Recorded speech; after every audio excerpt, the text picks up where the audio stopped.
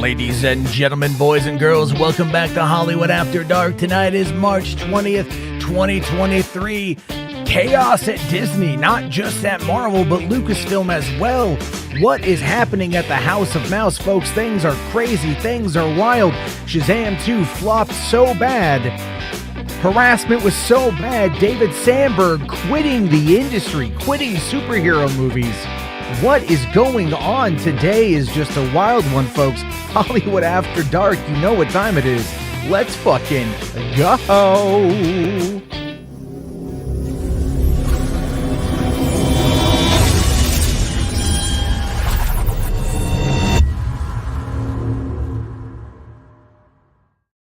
Hey, what's going on, Hwad Squad? How you guys doing right now? Oh my God, what a day it has been. What an absolute unit of a day. Like, good news.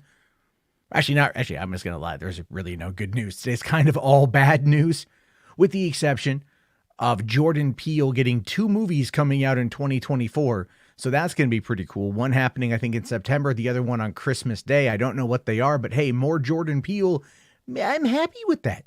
I'm very happy with more Jordan Peele. But God, I had a stream earlier today. That you guys really turned out in droves for. You were unsure really what it was at first. This one right here. They fear me. Oh, yes. They fear me. That, of course, is talking about the Zack Snyder's fan base on the Twitters that decided to come on out and attack Saggy Melons by trying to cancel her and cancel her via proxy with me. It's really weird. They went out. Look, they blocked out my name, Matt. Right? Like, okay, that's the thing. You know, to me, that's really, really, really funny. I'm just saying, look, when it comes to this kind of nonsense, these guys aren't smart. We've talked about this before. We've absolutely talked about this before. But I have to point out, I just have to say before we dive into everything, that I got to make a comment here, okay? Because in this little diatribe, this little screed that they put out today attacking Saggy, okay, let me bring it up on the stream so you guys can see it, so we can read it again. All right, there's a part here where they talk about, furthermore, Melons, your moderator, is closely associated with Mnat Jarbo, someone who has mocked the Snyder family tragedy by making fun of the passing of Autumn. By the way, I never made fun of the passing of Autumn. If you heard the context of my joke, it was people out there who want Zaddy to be their daddy. That's exactly what I said. I immediately said that joke went too far. That, of course, never gets talked about. But, you know, you guys who are here, who are Hwad squatters, you know exactly what I'm talking about. You know how bullshit it is. Because this is what I find to be the most goddamn fucking hypocritical thing right now is Sil Abdul is streaming right now. He is streaming right now. And this is his actual fucking thumbnail for his live stream. Why we fight, and there's Autumn. Bitch, are you fucking kidding me? All right? Are you fucking kidding me with this shit? This is what he has for his thumbnail right now. But I'm public enemy number 1 with the Snyder fandom, right? They're trying to go after me, go after Saggy, go after RJ, all this fucking shit. But this is a literal thumbnail that he is using right now, and I'm the bad guy. I love that. Right? You have to just sit there and look at the situation and really just understand how ridiculously stupid it is. We're talking remedial hard R. It's so bad. How can you sit there, like, honestly, and say, we're doing this for her in a members only live stream, meaning you have to pay money to get access to chat. You have to give him money via YouTube channel membership or a subscription or whatever. You have to give him something in order to be able to chat in that stream. And they have Autumn's face there. I mean, guys, I might be a stubborn foul-mouthed asshole at times, but I'll never fucking stoop to that goddamn level. I will never stoop to that goddamn level. These are people are terminally online and are just crazy. All right. Oh my God, Mikey's in the chat, and he said that it was disgusting that I was there because I'm racist and I joked about Adam. Yeah, okay. Considering the fact that Mikey laughs at a lot of jokes. Yeah, okay. There's that. That's funny. Let's also quickly talk about that too, right? They what they're using as this basis of comparison, right? What they're using as this whole thing. Why it's so goddamn funny is because I left 2 comments in that stream. Just two. I said, let's freaking go. And I want to see this in IMAX. Sadly, I won't be able to. That's all I said. That's literally it. That apparently is, you know, a damnable offense on there, like according to them. It's the weirdest thing to see the cope here because Saggy did nothing wrong. She was told by the Nerd Queens, this is what to look out for, and this is how you're going to do your job. The Nerd Queens even backed it up today by saying, hey, listen, this is what we want to do. We wanted somebody who would be able to handle the job. They brought in Saggy because Saggy can fucking knock through that shit like a goddamn wrecking ball. So she can do it. What's so funny is like, I even read my girlfriend this statement when she got home from work and she was laughing her ass off at how stupid it was. She's like, it's over a fucking movie. I'm like, exactly. But this is people's identity. This is the kind of shit that they have nothing else in their world to fucking live for. This is why AFSP is important for them. There's no way about it there. Let's see here. Hold on here. Black Pablo Art. The real Snyder cult is you, Matt Jarbo, in your community. You made stuff up. Black Pablo, I'll tell you what, man. I don't really know what you're necessarily referring to. Okay. But if you would like to come on and voice your opinion or your discontent, I am more than willing to have that conversation with you. Unlike the other side, I enjoy having conversations. I enjoy discussing with people these particular topics. You can find me on Twitter at mjarbo, right there in the bottom right there. My DMs are open. Send me a DM. I will send you a link. So that's all you got to do. Black Pablo Art, you can come on in. We can have ourselves a conversation about this. 100%. It will be very, very, very cordial, very to the point. I'm more than willing to have that particular conversation with you right now. There you go. That's it.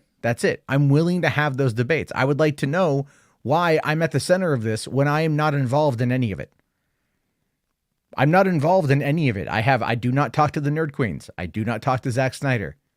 I do not do any of that stuff. I'd have no idea what's going on, but somehow I'm in the center of it and somehow I'm the worst of it. So again, if you would like to explain to me your evidence supporting the claims that we made stuff up, I would love to know what I made up personally. I would love to know what went wrong. So feel free, again, twitter.com/MJARPO. DMs are open. I'll send you a link. We can have this conversation. I think that's very fitting. You know, here's the thing, guys. There's a lot to talk about tonight, but I'm just going to do it. I'm going to drop the link right here. There you go. There is the link. Only come on in if you are a detractor. Okay. So if you happen to be someone who, watches the stream frequently, we're not having the call-ins right now. But if you are a person that thinks that I'm lying or whatever, feel free to come on in and explain yourself, because I'd like to know this. I just would love to put this to bed.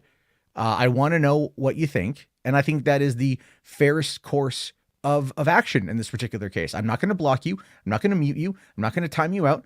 I want to know what you guys have to say and why this is acceptable to have a members-only Monday stream where it's only paid members, and the idea there is to get more members by having exclusive access and using Autumn's image. That's what I want to know personally, as compared to what I said, which was calling out terminally online man children who want a film director to be their surrogate parent. That's all. That's it. So you can find me at the Vito Soprano. Did you DM me on Twitter? Let me check. Because you got to DM me, dude. I'm going live right now, so it's difficult to do. But I did post the link. I did post the link right there in the chat, so you can come on in. So there's that. I just want to know that it's, Again, we'll have this conversation. I'm more than willing to have it. Something you won't get from other people. All right. So, there's that. Okay. Let's see. Again, you can come on. The link is a couple up right there. It's all good. Jarbo wants a challenge. It's not that I don't need a challenge, RJ. I think we can all agree. I don't necessarily need a challenge. I want an understanding.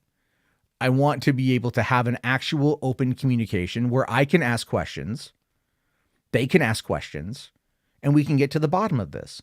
Because one of the biggest things that I've noticed in regards to this entire kerfuffle is there's an obfuscation from truth. That's not on my end.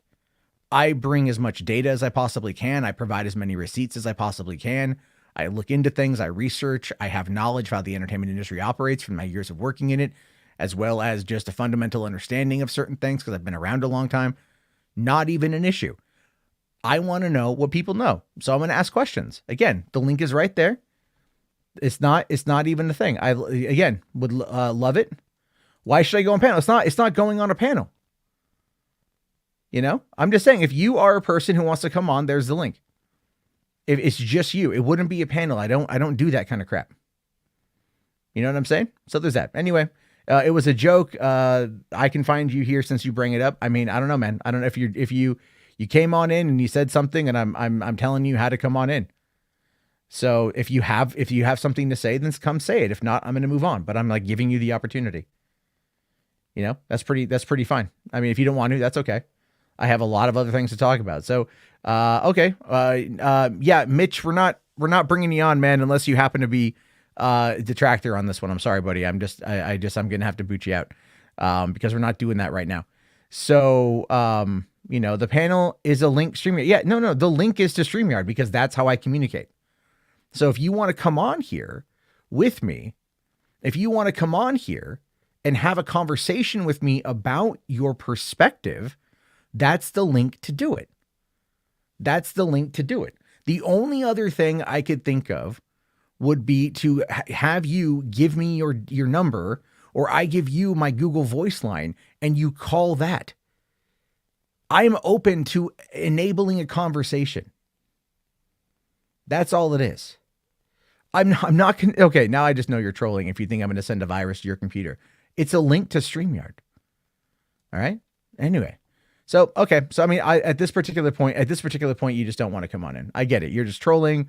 That's fine. We're just going to ignore you and move on. I gave you the opportunity. To do it. And so that's unfortunate because it'd be nice. It'd be nice to actually be able to have that conversation. I would love to be able to get to the bottom of it. And there we go. Okay. Well, can't say I didn't try. Send a link to CY98. RJ, you have the link. So send it to CY98 if he wants to come in. I would love to debate somebody about this. Not even a debate. Okay. A debate is the wrong word because that denotes opposition. I would love to have a conversation. I would love to just ask questions, to get into the mindset of these individuals, to see where they're coming from in order to actually be able to figure it out. Because I do have a lot of questions. I do listen to different live streams occasionally to see what people are saying. And especially in the Snyder thing, because it just gets so wild and so crazy. I mean, Zod Rider literally was babbling at the mouth this morning. All those guys were foaming at the mouth over some nonsense.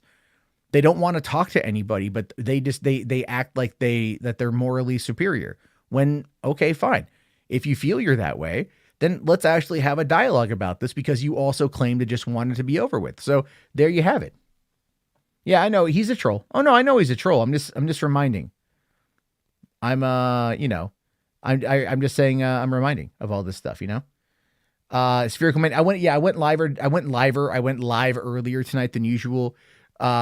Just because I want to get, my kids aren't feeling the greatest and I want to get to bed early myself. So we go. Mad Queen Tanny here says, yes, Matt, we know the Snyder people are dumb. I mean, there's a difference between, I think there's emotional, right? And then there's a lack of intelligence. And this is very much emotion. And sadly, the emotion is what's causing the problem, is because it blocks them from truly seeing what things are.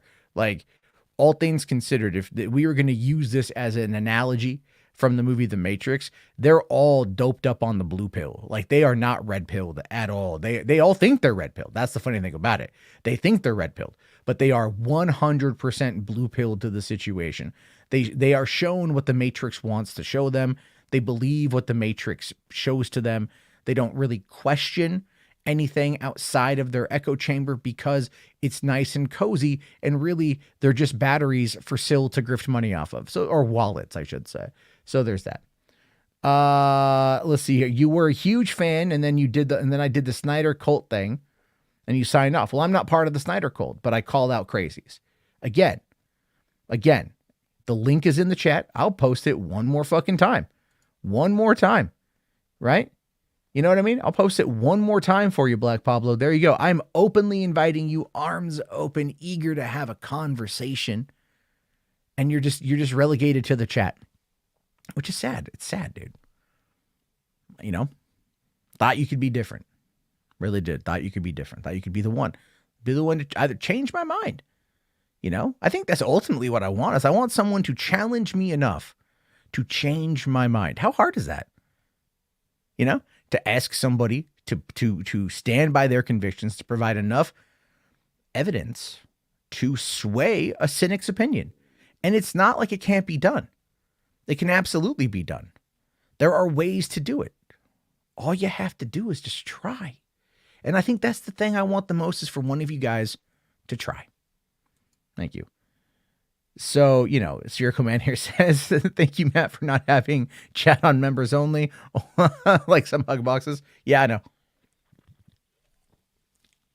I like to talk. I like to talk to people. It's part of what I do. But thank you. Do you know me? My name is Black Pablo. No, I don't know you. But you also aren't clicking on the link right there. There it is, two above you. You can come on in right there and have a conversation. We could figure it out. We could chat, discuss, bond. You know what I mean? It's sad. Super sad. All right. Anyway, I think we've kind of wasted enough time on that one there. So why don't we move on to other topics of the evening? At least a good one, and this is my particular opinion, is that we have found out that according to Netflix, and at least according to Vin Diesel, the Riddick trilogy is now on there and is all in the top 10. Hell yeah. I love the Riddick movies. I really, really, really do. Now, my only question, because I haven't watched it yet, is the Chronicles of Riddick on Netflix, is it the theatrical or the unrated? Because don't even bother with the theatrical. Don't even bother. It's a lesser movie. It's just a lesser film. That's what it is. Not a lot of fun.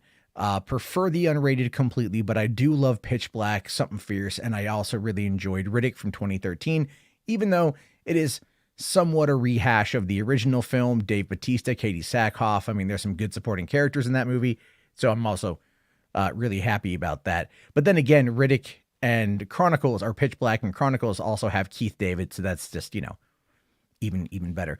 Sorry, Andrew Casali, we're only doing detractors, buddy. So if you're not a detractor, I'm not bringing people in. I'm sorry. I'm saying we're just having the conversation. That's where it's at. I'll probably do a call in maybe a little bit later tonight. Maybe we will do a little bit later, depending on where we are. So there's that. That's pretty great. Now, here's another little thing I want to show you guys tonight, right? We got a little bit of an update. If you happen to be a member of the Alita Army, if you happen to be a fan of the 2019 Robert Rodriguez film, Alita Battle Angel, it appears that the idea to continue the franchise with Alita 2, the Alita sequel, that particular fan-led franchise or movement, might actually be finding itself happening, or at least making some movement forward. This is from Kirsten Acuna, who is a correspondent for the This Is Insider, covering The Walking Dead and a bunch of other stuff. She's actually a really big Snyder fan, by the way. She's really big into that movement as well. But she was talking about this clip from John Landau. So let's play this and see what he says, because here she is interviewing him, obviously about the Avatar Way of Water home video release, which is coming up on digital March 28th. I can't wait to get my copy, but here we go. Let's see some of the Alita Battle Angel props in the museum, and I really love that film, and I think it's become such a cult classic. Have there been any discussions to revitalize or revisit that franchise? So have there been any conversations about Alita? Several, even in the last couple weeks. You know, we've been talking to Robert, we've talked to Rosa. It's a place where Jim and I really think there are more stories to be told. We think that in the Alita character, it is something that is so relatable to audiences today that can carry out a theme that is important for them. I couldn't help but see some of the Alita battle. I mean, that's, yeah. You know what I got to say to that right there? Let me find my, there we go. Woo!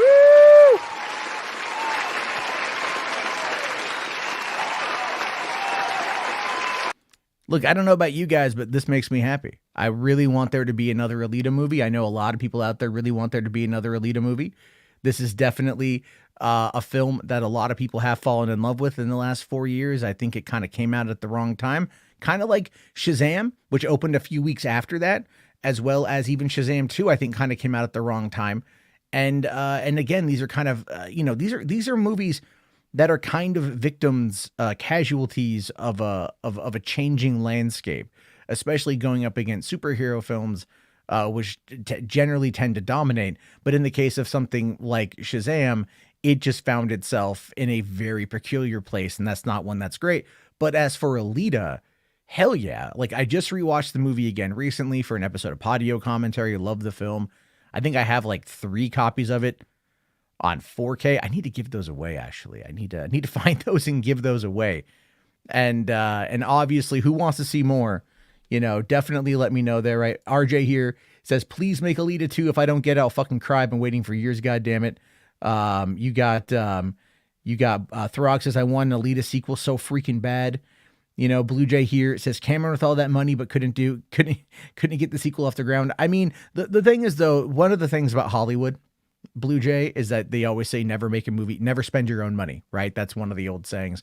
Look at Francis Ford Coppola. He's shooting that the Megapolis movie or Metropolis movie, whatever it's called, $120 million of his own money, $120 million. And that thing's a fucking mess. It's a mess of a movie. Like, it is just that movie will have some very interesting stories coming out of it. But everything we know about it right now is that it's an absolute mess. And it's his money that he's spending, and he's burning like $3 million a day or something on it, like the last I read.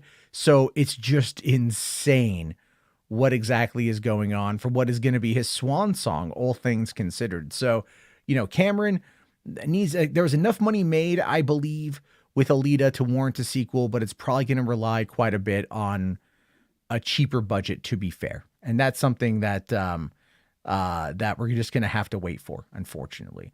So, there's a lot of that stuff that's going on. So we've got that particular information. And we've also got the one here I do want to talk about real quick. And that is sad news, right? Sad news. Talking about, what is this one here? Hold on. Yeah, here we go. This is the article I wanted. But RJ dropping a super, thank you.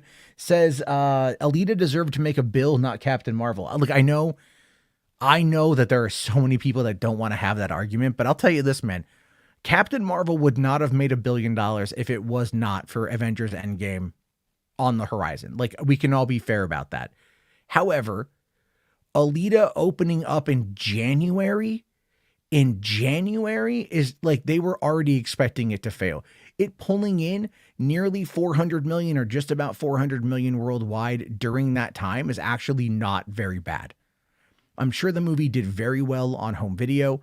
I know a lot of people came to it after the fact. I really wonder if you're going to get a lot of people. How many have bought the movie on home video? We have no idea.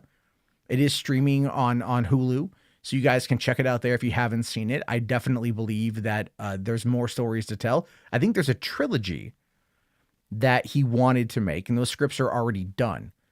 So it's just getting Rodriguez on board. Rodriguez has a new movie coming out with Ben Affleck here very soon. So we'll have to see how that goes. Obviously, the situation with the Book of Boba Fett and Rodriguez's name being all over that might have a little bit of an issue.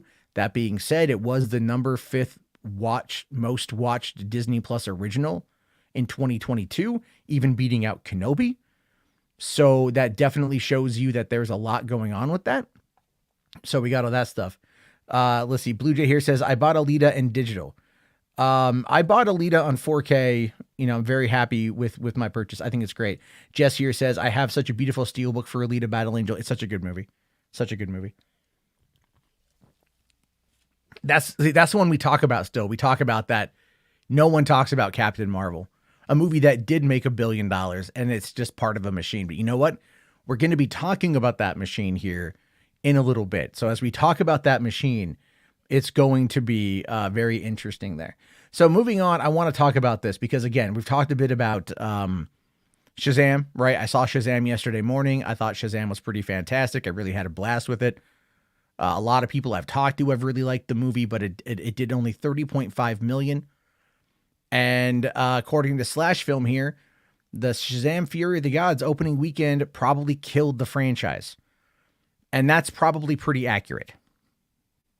As sad as that headline is to see, as sad as that headline is to read, we have to acknowledge the truth of the situation from a multitude of fronts. One, it was the victim of a merger. It had the problem of being 4 years too late to the party, or really 2 years too late to the party, since the average superhero sequel does come out every 2 years. It had that problem. It opened at a time right before John Wick, right before Dungeons and Dragons, right before Mario. It's a stacked deck right now. And it didn't have the marketing push in order to get, I think, a lot of people to see it. It's unfortunate. It's sad. And I do think that the people behind it put their best foot forward. And it's something that I just feel really bad about. RJ here says, David F. Sandberg's thread on Twitter was depressing to read. Now, if you don't know what that is, and I agree with RJ, there's actually this that popped up today on the direct. I felt really, really bad reading this, you guys. I do see your super chat, CJH. We'll get to that here in a minute. Shazam 2 director issues statement following negative reviews. I mean, it's not wrong. That is definitely that is a true statement. So it says, after the low box office performance and negative reviews of Shazam Fury of the Gods, director David F. Sandberg issued an important announcement following the DC sequel's debut. Shazam 2 is off to a disappointing start. The Zachary Levi-led movie suffered from negative reviews on Rotten Tomato, leading to the film being labeled rotten. Again, at this point, I think we all can agree that that's just it's just whatever. It's dressing. It's just shuffa. It doesn't mean anything anymore. But I think people just didn't know that it was coming out. Moreover, Fury of the Gods earned a poor domestic box office performance during its opening weekend, only earning $30.5 million. Sandberg reacted to the sequel's box office haul, admitting it's not like this comes as a surprise. Now, that specific comment right there, I am wondering if that is the one where he was like, I saw the writing on the wall. Let me just quickly double check if that's the tweet, because let's see here. I just want to make sure. Oh yeah. Sorry. Yeah, this is the one. This is the one, right? Where he says, no worries. It's not like this comes as a surprise. I saw where this is heading a long time ago. I'll be all right though. I got paid all my money up front. Smiley, emoji. Now, the thing is though, is again, the direct is using this as a reference. However, Sandberg confirmed that was being funny. He confirmed that he was just being humorous on that one, and it was read the wrong way. So the direct is taking what he had said, omitting any context or further reporting on it, and trying to add that to showcasing that the movie was a flop. And I think, and I really do feel like that specific gaffe, and I'll say that it's a gaffe on David's part, because he was meant to be humorous. He is very humorous. You have to know his humor. Like if you follow him on Twitter, you watch his YouTube videos. David F. Sandberg is one of the most down-to-earth filmmakers working in the studio system today. He will answer your questions. He provides feedback. You can ask him specific filmmaking questions. He will do his best to talk to you. He will do his best to be present with you. And that is a trait in a lot of directors that you don't see, especially those working in these kind of situations. So anyway, he put out a statement today, put out a series of tweets announcing his break from directing superhero movies and his honest thoughts towards the fans' and critics' reactions. He says here, on Rotten Tomatoes, I just got my lowest critic score and my highest audience score on the same film. I wasn't expecting a repeat of the first movie critically, but I was a little surprised because I think it's a good film. Oh well. Going on to say, he says, as I've been saying for a while now, I'm see if I can actually go and just find the Twitter thread, because I don't want to read this stupid ass article. Okay. Sorry. Let me just bring this up again. I just want to make sure we got this correct. Word from him directly. So he says here, as I've been saying for a while now, I'm very eager to go back to horror as well as trying new things. After 6 years of Shazam, I'm definitely done with superheroes for now. Just to be clear, I don't regret, even for a second, making Shazam movies. I've learned so much and gotten to work with some truly amazing people. Will forever be grateful that I got to direct 2 of these. They've been challenging but valuable experiences. One thing I really been looking forward to is disconnecting from the superhero discourse online. A lot of that stresses me out so much, and it will be nice to not have to think about that anymore. Think about that. Disconnecting from the superhero course online. Now, gee, I wonder why. I wonder fucking why he says that, right? I wonder why. I mean, I'm just in my, there's an inkling in my brain. I'm just curious. What exactly could he be referring to? What exactly could David F. Sandberg be talking about with this? I mean, I don't know. Could it be potentially all of the Zack Snyder fans that have been attacking Shazam, that have been attacking Zachary Levi, that have been going after it, going after James Gunn, going after everything? You know the ones I'm talking about. You know those kind of people, the people that we fight back against all the time. The people that are right now, just right now, over there having a stream with Adam Snyder's face right on a paid for members only stream. Right? They're the ones that are so terrible in their discourse that they are pushing people like David F. Sandberg to want to get the fuck away from this kind of shit. And I don't blame him. I don't blame him one goddamn bit. Right? I don't blame him one goddamn bit, because even Zachary Levi, has come out and kind of talked about it, right? He's had a couple choice tweets today. Like he's talking about, actually right now, as of 41 seconds ago. Let me see if I'll bring this up here. Right. He thought about this 41 seconds ago, actually. So he says, like, let me see if I can find the actual quote from earlier. All right, let's see. Oh my God, I love this one here. Shazam! Fear of the Gods was so much fun. Please tell me this wasn't intentional. I was dead at the time.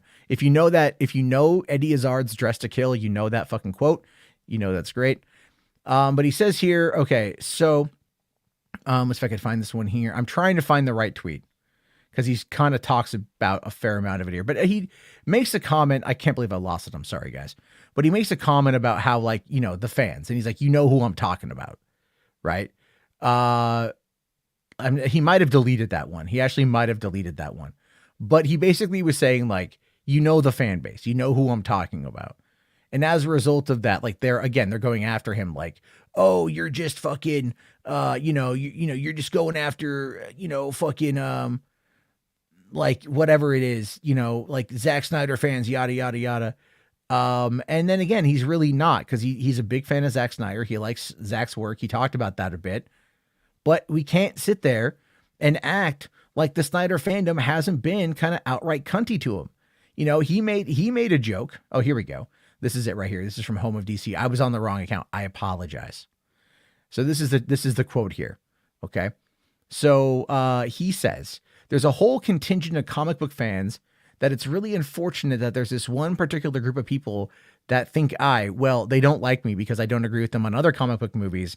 You know who I'm talking about.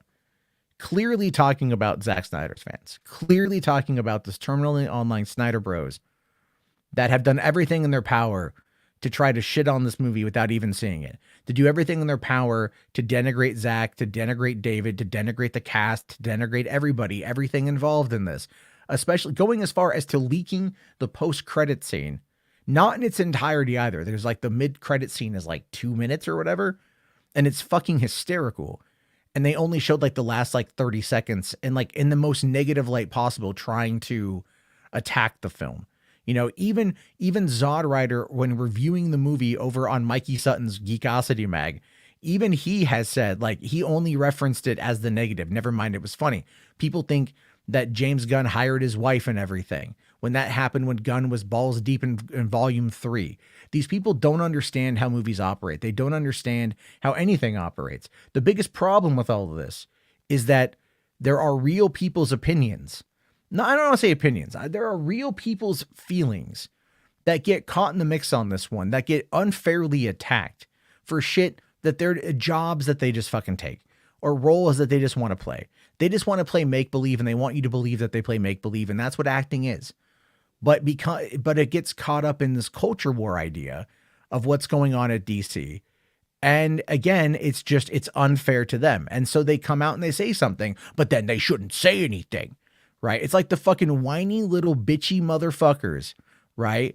The fucking people who don't want to show you their true face or true identity, nothing, that whine behind a mask about how James Gunn is tweeting too much, you guys. He shouldn't be tweeting like that. He shouldn't be defending him. But why is he always on Twitter? Why isn't he writing DC movies?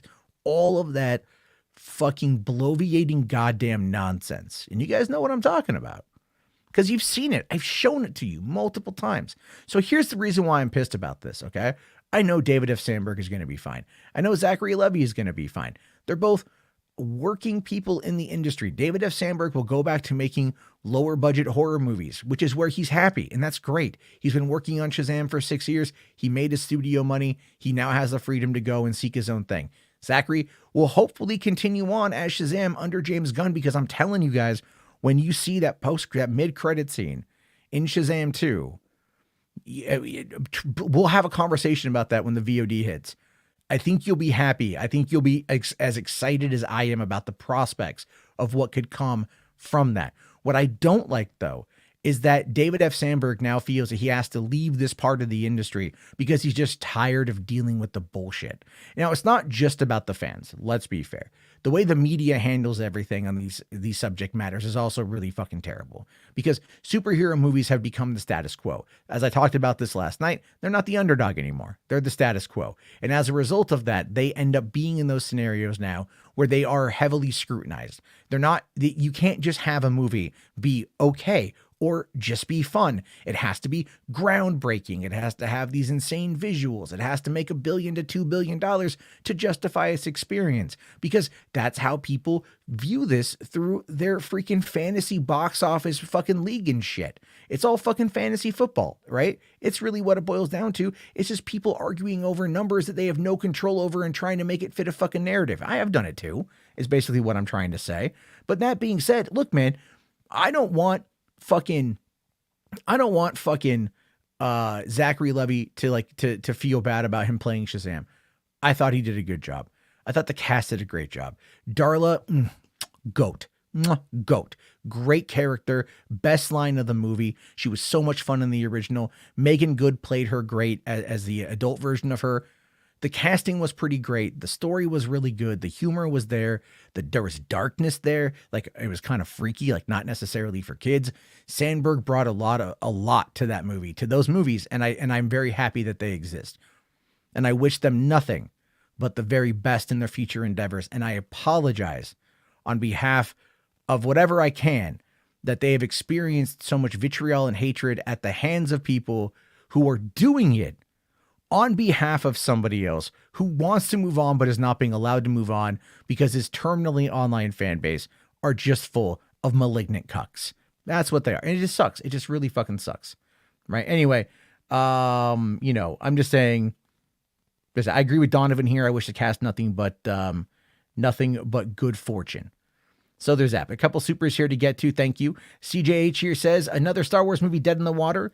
And John Fav should clearly run Lucasfilm, not Kathleen Kennedy. And that Mothership in Space. Yes, I got the tweets about the Mothership in Space. I still need to look at those again. I ended up, after the stream, I fell asleep earlier today. But thank you about that. We are going to get to the Star Wars thing here in a second. Reed here for 5. Thank you. Says Ghostbusters Afterlife sequel started filming today as well. That's true. It did. I'm very excited for that. I'm very interested to see how Gil Kenan does with this one, with Ivan Reitman producing. But again, I think Kenan is a fantastic writer. So, and Monster House is like one of my favorite animated films. So we'll have to wait and see. His live action stuff ain't the greatest. That is true. But I think with a proper producer and a steady hand overseeing the project, that might be something that might do well. And I do believe, by the way, that Jason Reitman is going to do everything in his power to do right by his dad and to live up to that legacy. And that's the thing. And I have full faith in that. Ghostbusters Afterlife, I thought was wonderful. I thought was fantastic. It was a love letter to the original 2 films. It was something I really enjoyed, and I'm excited for more. Give me more podcasts. I thought that kid was great. I thought that kid was awesome. So I want more with that. Thank you for that. Also, we got Blue Jay for a $5. Thanks, buddy. He says, do you think Gunn and Safran can continue Shazam in some fashion? Since these movies are produced by Safran, these movies are the best of the DC films. I do believe that we're not done seeing the Shazam family yet. Now, does that mean every actor is going to come back? Probably not. I would hope so, but probably not.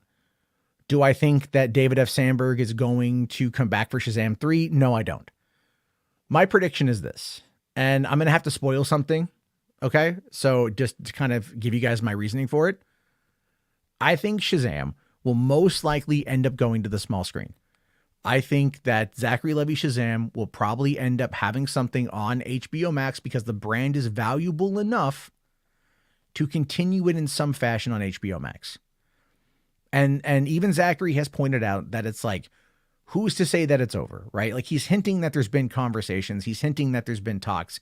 He's hinting that there's potentially more on the horizon. Again, once you see the movie and you see that post-credit scene and you know what I'm talking about, you will see, okay, I think this can work on HBO Max specifically with these other people. And it will be holy fucking shit. Just hysterical, in my opinion. That's what I'm waiting for. And I hope it happens. But again, I'm also not going to hold my breath on that too. So Donovan here says, I hope yeah, if I could talk. I hope the Shazam family lives on. I do. Marcus here says Ghostbusters Afterlife is nothing more but member berries. Dude, no, it completed the trilogy. Ghostbusters Afterlife, yes, it did have member berries, but it also tied it all back into the first two movies, by the way. It did. It tied all the things together. So it's not just member berries. There was an actual coherent story there. So there's that. Yeah, Donovan here, cough, Waller, cough, Peacemaker. I mean, that's your words, dude. Your words, not mine. I ain't spoiling shit. All right. Like your words, man. Jess here also says Black Adam will be recast as he should. As he should. Here's a question. Who the fuck should play Black Adam? That's a question. You know, who would actually be able to play him like he would be able to be played in the fucking movies? That's my question on that one there. Or who would be able to play, you know, who wouldn't just make it all about him? You know what I mean? Is all that shit. It's all that fucking shit there. It's not totally member berries, dude. It's totally not member berries. You say that word, I don't think you know what it means. All right. Anyone but The Rock. Yeah, you're right, Ambassador. Andre should play The Rock, or Andre should play Black. Andre who? Like Andre the Giant? I mean, he's long gone. Sorry. RJ here says, before I go to bed, Disney is in fucking shambles right now. Iger is coming in with the mighty axe to try to whip Disney into shape before he leaves. Massive changes at Marvel, soon Lucasfilm, bruh. Oh yeah, no, it's definitely a fucking thing. Oh, the guy from the first Mummy? What, Arnold? The guy? You mean the guy from the second Mummy? You mean the guy from the second Mummy or Arnold Vosloo? Enterprising here says an actual Middle Eastern actor would be cool. I agree.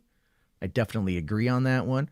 There's a lot going on with that. But anyway, look, man, I really enjoyed the Shazam movies. I really think that a lot of people are definitely sleeping on them. I hope they discover it on home video, and I hope there it ends up finding itself with a second life, because that to me would be wonderful. I never want to see a franchise die that has a lot of heart and a lot of love into it. But unfortunately, we are just in such a weird place these days. You know what? I do want to talk about something real quick that is a little bit on the positive side before we quickly dive into the chaos. But real quick, CJH for a tenner on the super chat. Thanks, buddy. Saying, I predict James Gunn's DCU will be the main movies, and the DCEU will continue as shown, and then eventually cause a crisis event that would bring everyone back for nostalgia. Darkseid could return. So here's the thing with that. I think that the DCEU is dead, but I do think that they are going to pull from elements of that in order to make that work for the DCU. This year is going to be tough because the way that there's been all the kerfuffle, the way that there's been all the nonsense, the way that there's been all the craziness, there is probably a lack of what I would call cohesiveness, right? And a lack of continuity and a lack of trust with the audience. And the audience, again, they're having issues with Marvel. So if shit rolls downhill, you know, if shit ends up rolling downhill, DC is going to feel the brunt of that because yeah, they're the underdog, but they're not the underdog with like the characters that people want. You know what I mean? I know that's kind of weird to say, but we'll have to see what's going on with this. But I would love to see the you're talking about Peacemaker, etc. Okay, Waller, that kind of, yeah, okay, I see your point. But I think we have to kind of remember at this point that the DCEU is no more. If I were James Gunn, though, I'm telling you, I would try to find a way to make Batgirl work. I would try to find a way to bring, Keaton. If the Flash makes money, Batgirl's got to happen because you've got Academy Award winner Brendan Fraser as Firefly. That's something you want to make happen. Either way, I would just love to see. I just want to see Peacemaker, man. I'm just going to be honest with you guys. Like the DCEU could go on hiatus for years right now. It could. But if it's centered around Peacemaker, I think I'd probably be happy. It's because I love that show. I love the characters. Dude, I was as soon as I saw, like, again, the post-credit scene, and like, I just want to talk about it because, like, it's fucking, I think I've probably already spoiled enough of what it is without saying exactly what it is, but still, you guys got to see it. Hey, well, let's move on because I don't want to dive into it too much. If the Flash makes money, is Keaton Batman Beyond? I mean, I could see that happening. And I know a lot of people are going to be mad about that. Like, and that, I mean, he's at the age where that would work, to be fair. But the biggest issue with that ultimately is are they going to be able to tell the story that ties into the world that they're going for? So, Sean here says, you forgot about how much the mom hated her kids in Ghostbusters Afterlife. I mean, are you, I mean, I don't know, Sean, like, I don't think Carrie Coon? I don't think she hated her kids. She hated her predicament. There was a lot there with abandonment issues from her father. And, that can have, that's, intergenerational trauma, right? Or just generational trauma. So it is one of those scenarios, where you got to think about that. Right. So again, I don't think she hated her kids, but there's definitely some animosity there for her own circumstances, which played in quite a bit to her also kind of looking at her kids being of an age where they can kind of handle things themselves. And she's got a lot of other stuff to worry about. And that does happen with parents. If children show individualism or they're able to work independently, parents can sometimes take advantage of that because it makes it seem like their kid is fine. And I do think that disconnect is what happened in that movie. There's a lot there to talk about, I think, psychologically, but I'm not a trained professional. I'm not even anywhere near trained. But I'm observant, and that's kind of how I took that stuff. But we can always discuss that later on because I do think the themes of Ghostbusters Afterlife are always worth discussing. I think it's a great film. Looking for more. Let's see. Ambassador here says, Matt, I don't see the Flash having legs. Maybe a solid opening, but it will drop after second or third weekend. 2 Batman and Supergirl can't save this. Flash just isn't that big of a draw. Well, okay. I see your point, Ambassador, and I'm going to kind of counter it with this. The Flash series finale is like right before then. Sure, not Grant Gustin, but people who are kind of like, feeling nostalgic for the end, the official end of the Arrowverse, might go see The Flash as a result of that.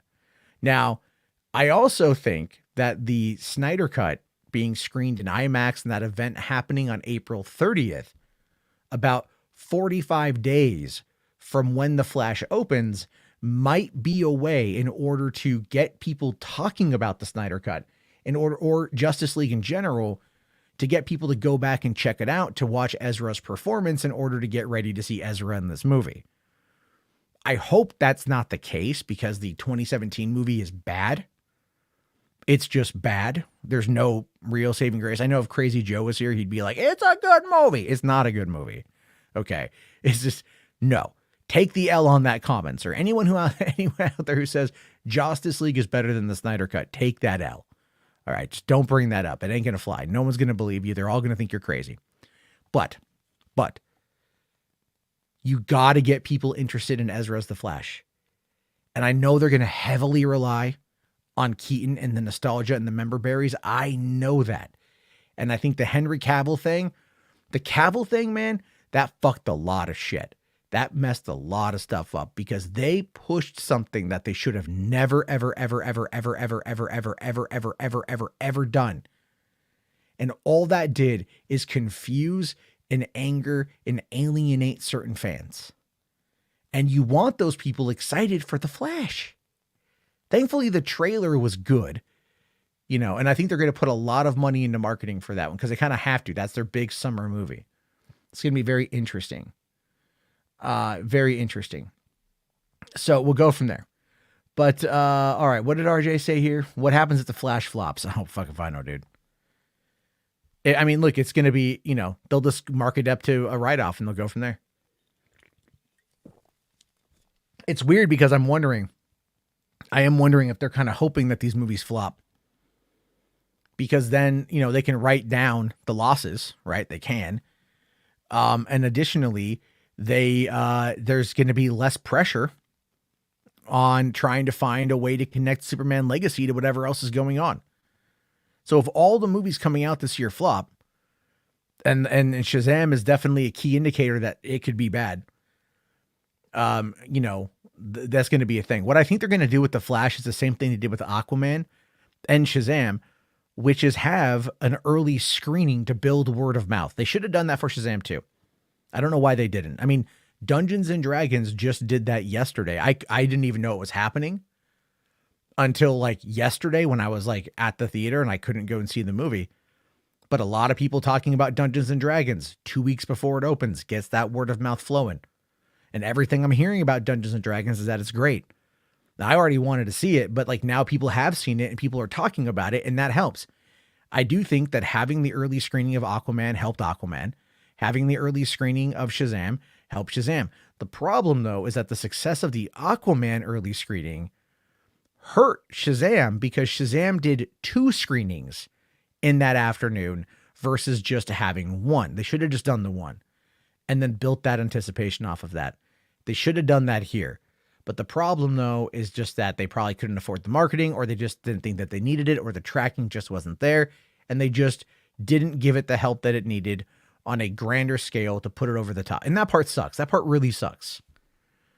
If the Flash fails, yeah, Blue Beetle, don't even think about it. Like, if the Flash fails, Aquaman is just going to plop, you know? It's just going to plop.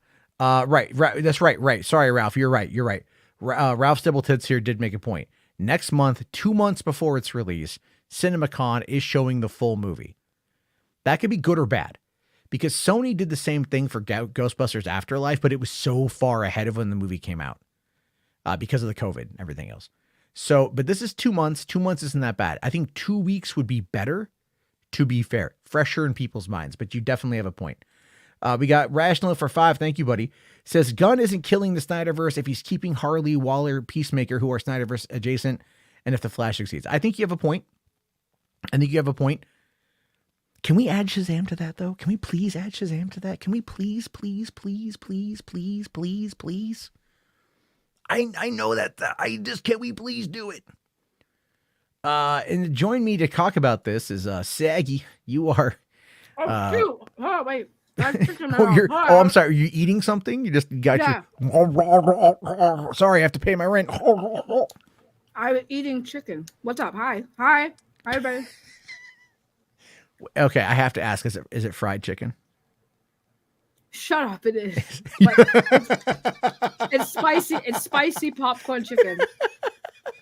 Oh my god! Are you serious? You really asked that? You know? Oh my god! You know we're already in enough trouble, so you're just gonna give people. Why do you do this? I think people are right. I shouldn't associate with you. Jesus what the Christ. fuck ever? Jesus Christ! It's fucking funny.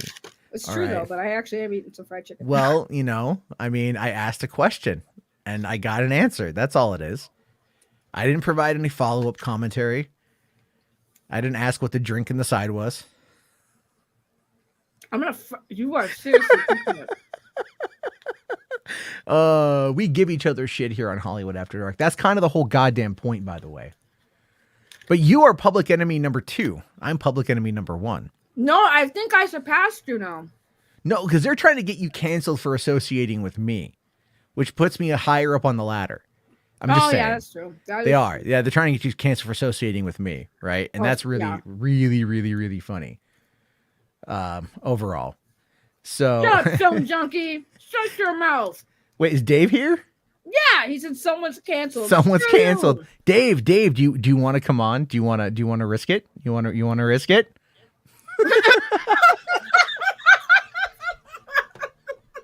you want to risk it? I think he's gonna get in trouble through me. He's gonna like go down the chain of association. I think it's gonna go down the chain of association. You know what I wanted to say earlier? I didn't say this on the stream earlier today, but I wanted to say it is like, you guys know how many people in the Snyder fandom I still talk to. I just talk to them behind the scenes. Like, I talk to a lot of people. I still talk to a lot of people. Generally, they send me things from the crazies and we laugh about it privately. That's a lot of it. No, that's the thing. I did a stream today because they're digging through my old tweets and taking stuff out of context. And now I had to go back to those tweets, which, by the way, I finally figured out how to use the friggin' Twitter filter, which is how they found my tweets.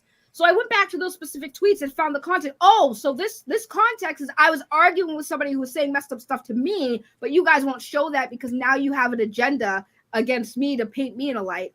So I was like, okay. But one thing I pointed out, because I just got off a stream and I saw you were streaming, but one thing I pointed out is like, because the news is not plentiful, this drama between me and what happened on that stream is become like I'm now a target for them to use, which is fine. I've literally built my channel off the same thing, so I can't knock anyone who does it. But that's what this is about. And they've taken a lot of my tweets out of context. They are trying to spin false narratives. They're saying that you can edit reply live chat tweets. Oh my God. They did it again tonight too. It's like, I'm hearing that they're trying to clean up after themselves doing damage control. Like, what? If you remove if you edit anything out of it, they get rid of the live chat. It's just how it works. It's like, you stupid idiots. But yeah. Wait a minute. Wait, hold on. Are you now lighting a cigarette? Mind your business. No. I was lighting a candle. Is it I have to ask the question. Don't. You know what I'm is it? No, because they banned it. They banned it here. They banned. No, I'm serious. I've been on the phone with you once where you went and got some. Yeah, no, but those aren't. They don't. I had to get regulars because we don't have menthols here. They banned them. They banned all menthol. So close. So close. Listen, I will tell you this. I was with the menthol for a while before they banned the bitches. By the way, you want to know what's funny? Hold on, wait. Close. No, but here's the funny thing. Here's the messed up part, right? They banned menthol cigarettes like around the time of the Black Lives Matter stuff with the George Floyd thing. They banned menthol cigarettes around the time, and I made the joke. I was like, "How y'all gonna piss off black people around the peak of our piss offness by banning our favorite cigarette?" I'm just saying, it was messed up. I love menthol. Like when I smoked. I did do that. Am I getting I'm getting threats. Ooh, I'm getting threats, guys. Again? Yeah. I just got about 20 minutes ago. Let's see what this is. I got told to off myself yesterday. Oh, here we go. Oh, that's my phone. Hold on. That's you really got a threat right now? Why don't I get these threats like well, that? because I had to go into incognito because like whatever. Right. So here we go. So Nana and Cole are, talking about that. So this guy here, this JL Alexander fuck nugget was all like, these are the types of friends she was protective of. It's pretty ironic. And so obviously pulling in, they have the whole 6-minute clip of laughing about that. That's pretty fucking funny. And then this guy says here, just know if I see you in real life, duck. From Mars the Demon TLR. Sorry, sir. Not really worried about that. By the way, fear outruns anger. So there we go. But anyway, where is this guy's, I didn't defend you though. Why do they keep saying that? I was pissed at you, dude. I literally called you, cussed you out. Well, I mean, that's the thing with that though. Is like a lot of people, again, they fail to understand exactly what I was saying there. I wonder if I could find Imagine both Geralt and Mercury both have like severe amounts of daddy issues. There we go. You know, but then again, that whole side of the Snyder I fandom, don't I wanna think hear this really again. are at I this don't wanna point. hear Like this again. they all are so desperate to have Zaddy adopt them. That's what they want. They want Zaddy to call them up and go, "I choose you," like they're fucking Pokemon. That's what they want. That's a good line though. Because So they they have want to be the new starters. They want to replace the Chad Yeah. Flaxley. they want to be the new Autumn. Yeah. Now see, that was listen, now bad. hold on, but That listen, was listen, bad. listen. It is listen. It's insensitive. Listen. Okay, now it's got to fucking load. Obviously, god damn it. Yeah, I didn't even want to hear it again. No, but I'm not saying I'm saying providing the context. As always, you have to provide context. Okay. Now we're joking about it. We're amping it up, right? RJ's like, they're like starter cards. I'm like, they're like Pokemon. You know what I mean? Like you're just making the joke. Of course, now it's got to fucking do its thing. God damn it. While we wait for it to do its thing. No, like when that happened, mind you, I wasn't even on this panel, first of all. And I love Hold on. Here it is. God. Oh. So it says 6 minutes, but that's the whole clip is just that. The whole clip is just that. Okay. And so after that's, that, you said it was bad. Like, I said, I kid. That's not real. You know, like that's not true. Ha ha Right, ha. but Right. it's That was too still- far. I yeah, said that was but- too far. Yeah, You but know. even I told you when I called you, I was like, "What were you thinking?" I was like, "You should have never said that. It was not a good thing to say." No, and I agree. I'm not standing by the joke, but I am standing by the context. But I'm not standing by the joke. Right, but that's what I said. That's literally Yeah. what I said. I said, "Listen, it was a bad delivery to a joke." But like but I'm saying though, I'm like it was bad, and I think that it's crazy that these people are saying I defended that. I called you pissed off. No one. Trust me when I say, like, really, like, no one defended me on that one. Like, I got a lot of shit from that. I get a lot of shit from that from people. Like every person who was your friend gave you shit for that, was wicked mad at you for it. And then they were like, because it put us in that position, because we didn't condone that. We disavowed that comment, right? Like his joke in the beginning, that was fine. He should have stopped there. That's what I told you. I said you should have stopped there and not have continued bouncing off of RJ's thing.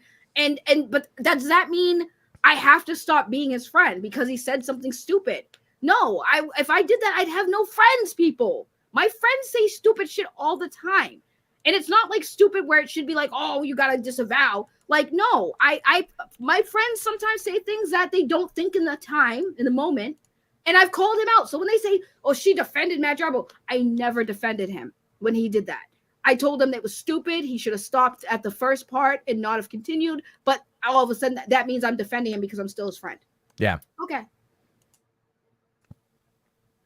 It's just stupid. That's all it is. People look, these are people who just want to be offended for the sake of being offended. That's all it boils down to. You know, I don't mind. Look, bullshit, dude. I hate it is bullshit. It is bullshit, right? RJ's like, I called you out during the stream and we talked about it afterward, and I still got death threats for even being on the same stream. LOL. Yeah, I mean, I don't want that, obviously. Okay. But it's, again, people are just they're fucking stupid, is what it boils down to. Is all it boils down to is they're fucking dumb. Well, they get mad. I just got told to kill myself. I mean, yeah, I've been told that. I've been, whatever. The guy, even that guy right there, that's like, that's like, if I catch you in real life, right? So, so this is the thing. I'll show you guys this. So I responded. He's just like, just know if I see you in real life, duck, and I'm all like, put him up, and then you can't fight what I tote. He's talking about shooting you, bro. Oh. Hold on. You know here. that, right? That's what he means when I see you duck, meaning like he's gonna shoot you. Hold on. Cornholio. Are you threatening? Are you threatening me? I need TP. I gotta find it. I gotta find the actual GIF on that. You gotta type in, "Are you threatening me?" Cornholio. Yeah. Are you threatening me? Let's see. Is this it?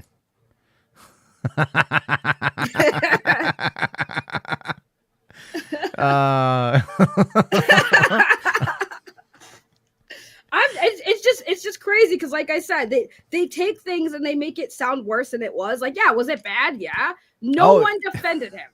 Here we go. All right. Yeah, RJ's right. I'm gonna do it. I'm in a mood. I'm in a fucking mood. I'm in a mood too, man. I'm ready for fighting. I'm live. Come on in and join me. There you go. I don't fucking care. There you go. Oh shit, this shit just got real. Listen, I need to be here for that because you are a white man and they're gonna bait you with the black card. So you need use me as a shield. Oh, that's gonna be taken out of context. Yep, I'm canceled. I'm definitely canceled. Fuck. Saggy. Oh no, Saggy, you are more than your skin color. Okay, I know I know people out there being mean on that one. You are a wonderful person. Okay, you are an amazing woman. You're very funny. You're dedicated. You're loyal. You are way more than what they try to make you out to be. And that you don't diminish yourself to just being my token, but just know that it's appreciated. Thank you. I mean, it's just crazy because I mean, again, I'm not the embodiment of perfection. I'm not trying to paint myself as a good person. Like, I have my moments, but come on, man, this is a little nuts. Yeah, I'm waiting to see if this guy does. Well, see, I had people come into my chat saying, "Oh yeah, drop a link. I want to destroy you, beta." And I was like, "Here's the link." And then they said, "Never mind. I don't want to waste my time." My entire chat just destroyed them. That we had that earlier too. We had that earlier as well. That's the funniest goddamn thing about it, right? Jarbo's trying to get the OnlyFans for free. No. I like Saggy like his sister, and not in the kind of Alabama way, because even though that's where RJ lives, but we're not doing that. Yeah, no. The thing with people that I associate with is like they've been good to me, they've treated me well, they've respected me, they've accepted me for who I am, they've accepted the good and the bad, and that's why they're my friends. That's how friendship is supposed to be, is accepting people for the good and the bad. I have my good days, I have my bad days. Jarbo has seen me on my bad days. Okay. But Jarbo walks me down, like he talks me down, and that's what friends are for. They're supposed to be there to support you. And that's why Matt is my friend, because even though I don't agree with the things he does or says, you know, when it comes to my friends, he's there. He's there for me. Like, you just make it seem like I'm nonstop doing things and saying things that you have to disavow. Every day he says something I cringe every at. day. Every day. All right, every day. we got somebody here. I don't know who the fuck this guy is. Let's see. Who are you, Mr. Crescent? Oh, come on. I've been on your streams before. I just right, want to get canceled with you guys. Come on. No, we're not doing that right now. Let the man out. We're not doing that. No, we can't have it be a pylon. I'm sorry. I know. Goodbye. See ya. We'll do it again. No, he seeked that comment. He seeked that link down. Oh yeah. I've also posted it on the thing. Sean asking if Jarbo can talk about Alonso tonight. I am, yes. I am. Absolutely, I'm going to. We gotta get to the drama first. But Sean. we gotta, you know what? Look, the thing is, Hollywood After Dark is like a river. Okay, it's not a straight line. It ebbs and it flows. There's peaks, there's valleys, there's waterfalls, there's pools. You know, there's a lot of times where it gets going and it kind of slows down. It moves away different. You may not think. It's very fluid. You know, like cum is fluid. It's very. Oh fluid. my God! Stop. Also, who's Brian? Which Brian? Who's Brian? Which Brian? You have your screen up, you dipshit. Oh, that's Brian. Yeah, that's somebody else. That's all right. That's Skywalker Brian. Skywalker Brian. I really wish I could get rid of this where it's like I don't need that bar there, you know? Well, but you could whatever. you could just like click like the messages so it just says messages and not, you know. Yeah. Yeah. I know, right? Like come on, buddy. Come on, Mars. We're waiting for you, man. Hold on here. Rational says, I DM'd a video of Grace saying Gunn is copying Snyder. Oh my fucking God. All right. We will get to that. Spherical Man, don't go chasing waterfalls. I just got a message from somebody that says, this is somebody I know, but they're like, you ever heard of this Zack Snyder guy? I heard he made some Superman movies or something. I guess, listen, apparently this is getting even bigger because people who aren't even in this sphere are messaging me like, what the fuck did you do? And I was like, yeah, about that. About that. Oh yeah, so this guy flat out went silent, by the way. Right? All that blustering. You can't catch what I tote. I guess that's a gun reference or whatever. You know, whatever. He's gonna shoot me. Okay, fine. Capped in the streets like the whore you are. Great. I mean, he like cool, I guess. I don't know. That it's like Claps. get clapped. Oh, get my cheeks clapped. Yeah, they go Oh. pow. That might be. That sounds funner than getting shot. I'm just saying. And I don't even like butt stuff, but that just sounds like more appealing. I'd rather get shot. You'd rather get shot than get it in the butt? Yeah, I'd rather get shot. Than get it in the butt. Yes, I'd rather get Like, shot. really? Yes. I I'd rather I get mean, shot. that sounds like it would go well on a t-shirt. I'd rather get shot than butt stuff. Then get it in the butt. Yeah. Okay. You can't. RJ here says you can't call other people whores as hypocritical. No, it's not. It's an homage to your mom. I'm sorry. Your mom is lovely. I felt bad for that one. RJ's mom's really cute. I can't. I'm sorry.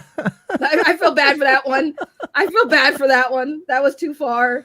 It was way too far. Oh my gosh. All right. Yeah, All right. I'm sorry. Let's go. Yeah, this guy clearly is just he ain't coming in. He's a big old pussy. That's okay. That's okay. There's a lot of them tonight. If you're on Twitter going like, I'ma shoot you, like, okay, well here, come say it to my face then. Make the threat. Like, make the threat, motherfucker. Let's actually go. Oh no, it's okay. I can't. I gotta go back to watching Naruto. What's wrong with Naruto, bro? Nothing's wrong with Naruto. Okay, it better not be nothing wrong with Naruto. I'm not criticizing Naruto. What's an anime I can criticize? Nothing. Wait, we already you're pissed telling off me one- that all anime is good, that no Listen, anime hold on, is bad? Wait, hold on, pause. You wanna go from pissing off one community to the other? You know how Why the fuck not? the anime community is worse. Much Yeah, worse. you know what though? But here's the thing with the anime community. I can at least sit down with them and have a conversation about things. Right? Like, and I'm open to watching anime trailers and I have a whole month on Podio commentary dedicated to anime. You know? So it's like I at least can sit down and have a conversation with them. And generally they're excited to show me what they like, which is something I enjoy. These guys are like, not that. That's fair. You know, there's a difference on that one, right? You can, Classy here says, you could criticize One Piece. Yeah, that's true. Eric Z here says, you should attack Beyonce fans. I have tried. They do not take the bait. They don't take the bait. Beyonce fans are smart. Beyonce fans are smart. I wish more They fans. they don't take the bait. They understand. RJ here says, why'd y'all make it dirty? Because this What are is you Hollywood talking After about? Dark? The fuck? RJ, because you're dirty. Yeah. Yeah. Mayo. Mayo. Yeah, Mayo. Yeah, Everyone call Mayo. RJ Mayo. Everyone call him Mayo. Let's bully RJ. Anyway, there was I wanted. So fucked up. No, RJ ain't Mayo. Anyway, okay, let's see here. Maverick here says, I finally unsubbed from Grace after she posted Marvel spoilers in her thumbnail for like the 5th time after going on about not giving out spoilers. I got sick of it. Yeah, she does that. Does she really? I don't notice. I don't watch her that much. But Well, she that's also like will occasionally like download a pirated movie and like put the screenshots in her review, but they're the spoiler review. But it's still funny that she downloads a cam copy of a movie just to get the screenshots she needs for the video. She might have largely stopped doing that recently. I only watch Grace on occasion. So there's that.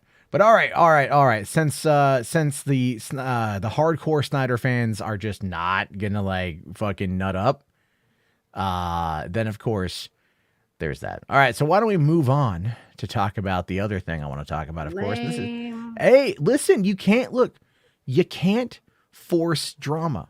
Okay? I know. You can't force it.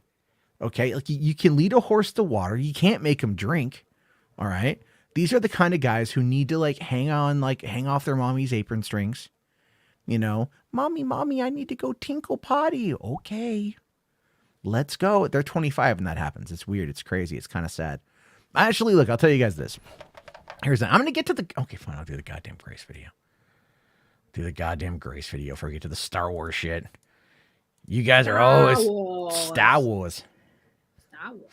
Remember, Ash, if you're listening, Star Wars. Yeah, Star Wars. Gotta get that Melon Talk radio. There you go. God. There you go. Garrick, you're We don't- well. Wow, wow, wow, wow, wow, wow, wow. Yeah. Let me ask you real quick. Are you planning on moderating any more of these kind of live streams? Oh, hell no.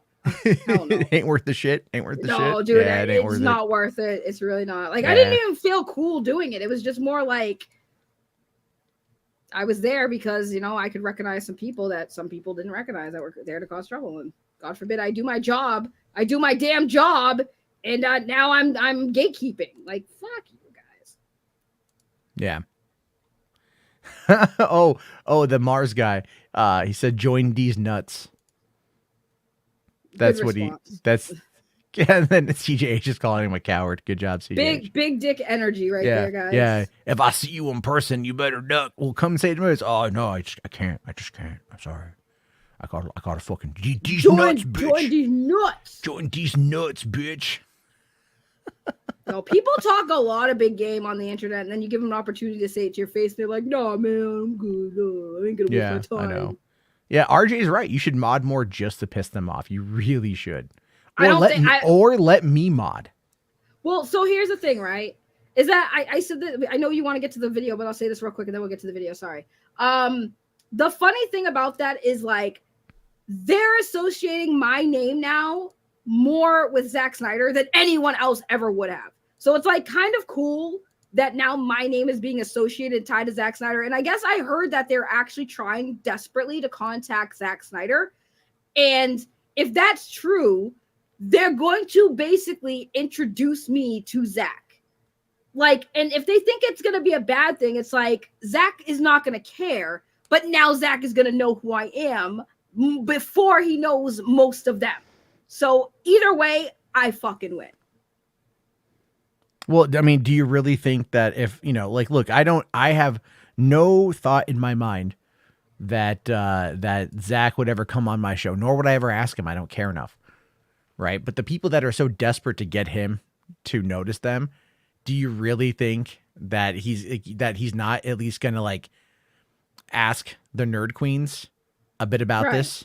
Like, ask them like, hey, who do you know that we can trust? Or ask Dave, the film junkie, or ask any of those guys where he frequently shows up, like who you can trust, who you can talk to. And so, that's what they're doing is they're trying to use me to put distance between the people that I associate that are close to Zack. That's what this is about. They're using me to get Zack to disassociate with those people. That's the plan. Yeah. It's not going to work. Oh no, it definitely won't work. It's gonna be hilarious when it doesn't. Yeah, it's not going to happen. Like I said, I'm actually going to this Friday look to see if I can buy a ticket to ZSJL at Universal City Walk, just for the one thing, not for the other two, just for the one thing. And then I'll see if I can if I get the ticket, I'll see if I'm going to be able to arrange to travel to go down there. So okay, that would be fun. Well, on to Grace. Anyway, what? we got Darkness joining us. I like Darkness, so I'll let him on. Hello. But you know, I mean, this is not an open invitation. I know. I talked to Darkness, so it's okay. I'm letting it in there. We'll probably do an open call in maybe the next like 30 minutes or whatever. Get some people on just for a little bit while we get through the rest of the stuff. All right. Sorry, here, Garrick here for a $5. Thanks, buddy.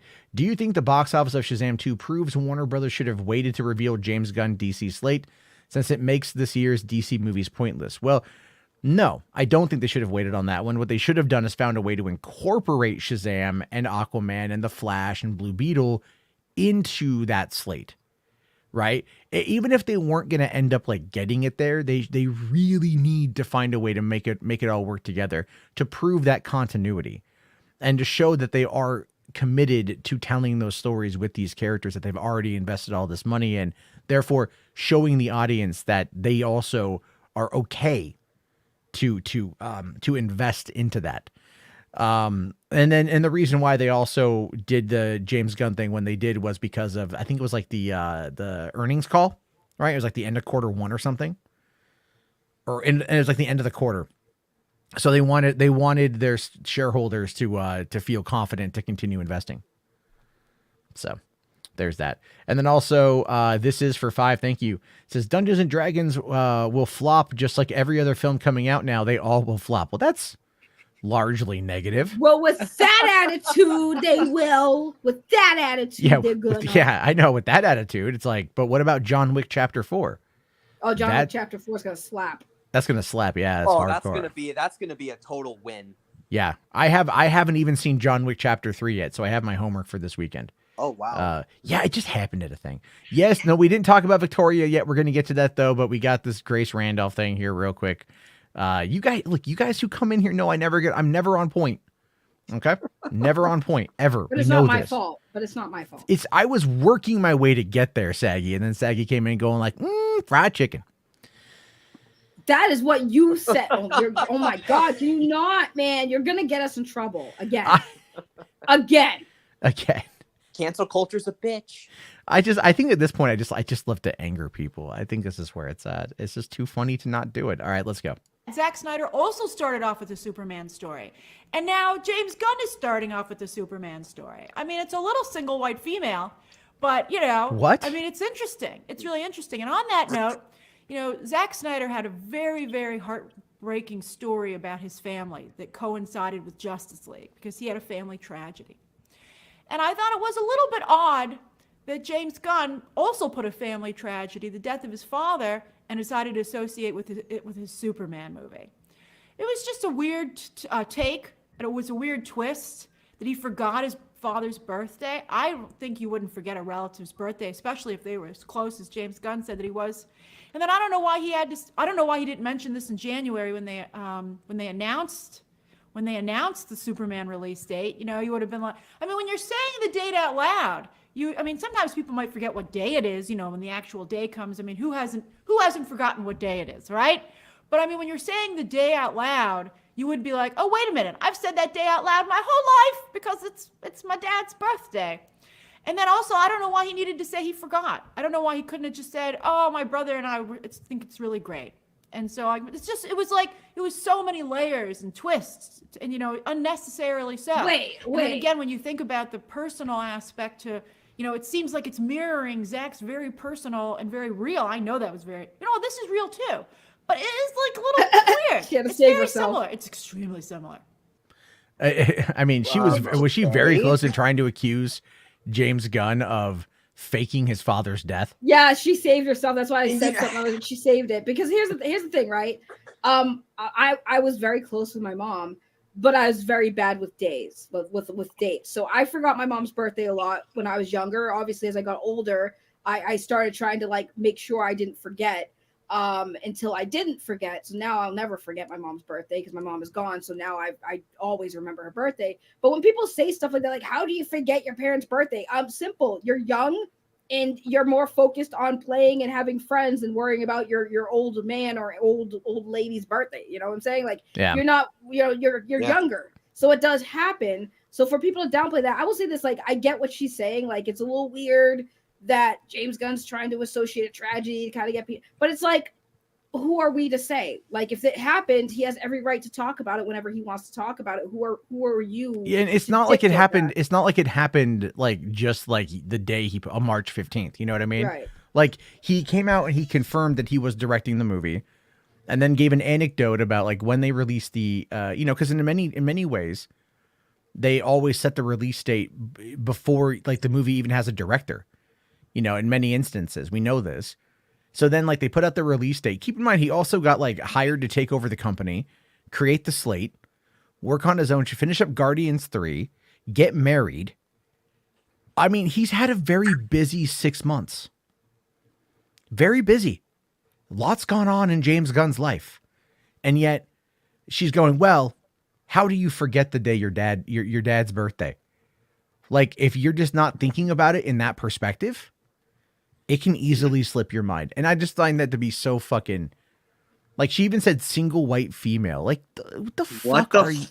She mentioned it was a very single white. She go back in the beginning of this clip. She's like, it's a very single white female. James Gunn is stalking Zack Snyder.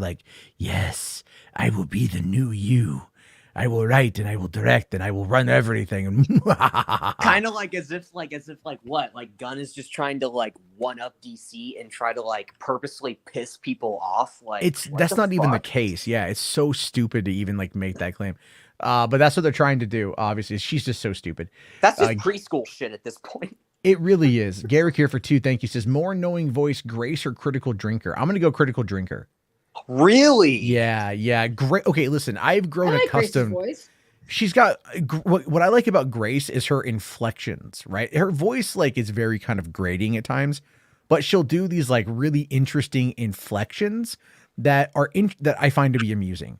So that's okay. Critical drinker is just like I can't. It's so hard to like listen to him and then like not like just kind of tear apart the way that he talks, only because it's like he's so dumb.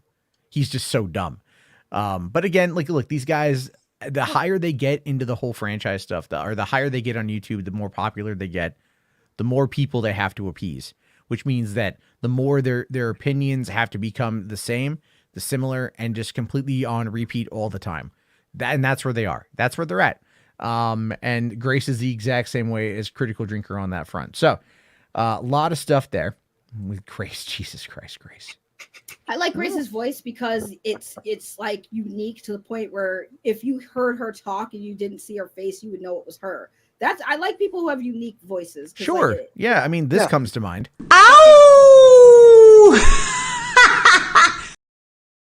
Yes, Oh, but no. a critical drinker sounds like he chose a great name because he does sound like a drunk when he talks.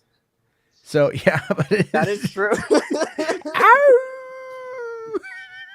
I love that because it pisses off so many people when I do that. Oh my God. Well, it gets at me sometimes too. Yeah, Ryan Hartwell here makes a great point. So Gunn losing a family member just like Zack Snyder is similar to single white female. Grace should win a gold medal for mental gymnastics. I mean, she's up against some serious, people, Ryan, for that. But yeah, she would be in the running. Her and Zod Rider would be kind of neck and neck, for real hardcore mental gymnastics there. So let's see. Sarah here says, drinker is my film pastor for when it comes to things I want to make. What do you mean? Like, you mean just to like laugh at or like? Yeah. I don't. Here's the thing: is like I care so much about movies that I can't watch like shit just tearing them apart. You know what I mean? Yeah. Like I just can't do it because like it goes against every fiber of my being to like sit there and just to like not look. Like people could go, well, Shazam 2 was just like there was so much wrong with the movie. I'm like, yeah, no, there was stuff wrong with the movie, but here's what was fun about it. Now I will admit, Cocaine Bear bothered me, and like it got under my skin how it bothered me. And I still have not seen Cocaine Bear, and I've been hearing that like, oh, it's bad. I'm like, well, I've heard. See, here's the thing: people will say, most people I've talked to said that it's good, but the people that said that it's bad, like we have the same complaints. So the movie's on VOD now, and I need to get it again so I can watch it again. My biggest complaint with Cocaine Bear was there was no real cocaine related humor. The movie the movie was played like the movie was kind of played like a horror movie. Just like with comedic elements and shit. But if you watch the trailer, you've seen the vast majority of the kills. All right. Some of them are really good, but it's like the movie played itself way too straight when it probably really shouldn't have. And that's just my take on that one. Yeah. Well, Blessing here says, I mean, the majority of everyone dragged The Last Jedi. Okay, so listen, we could talk. Yeah, I don't want to go into it too much on The Last Jedi, but as I have stated now for over 5 years, my complaint is the story. The story's my complaint. If you were to ask me things I like about The Last Jedi, I can list a lot that I like about The Last Jedi. Cinematography, the visual effects, the score, the set design, the way it was directed was very well. I think Ryan Johnson is a good director, but it was a bad story with so many bad choices. And that ends up being the bigger problem of the movie to me. So, and the choices were so egregious that you're just like, why? And the people who try to defend those choices, to me, that's what really gets me, because I'm like, but what? But it's a tough thing to have. It's a tough thing to do. Anyway, so, all right, let's see here. Yusuf makes a good point. Shazam 2 can flop, but The Flash has no excuses. Oh no, it's not gonna flop. Oh, if it flops, I'm gonna be pissed. I'm gonna be like, bro, there's no way. There's no way I'm this gonna happens. be shocked if it does. Bro, if it flops, I'm like, how do you fail with Michael Keaton back as Batman? That's gonna be my biggest pet peeve. Like, how And Ben Affleck. And Ben All right, Affleck, yeah, even and though it's Ben like 5 Affleck. minutes. Yeah. Right, like Yeah. how do you? But mostly Michael Keaton. If you fail with Michael Keaton coming back, wow, the fandom is just gone with this whole thing. No, there's no way. There's no Yeah. way. Plus, not to mention, it's like again, there's not going to be one Batman. There's going to be two Batmen in the Flash. So that's going to draw in a lot of attention, especially to people that are like total hardcore, diehard Batman fans.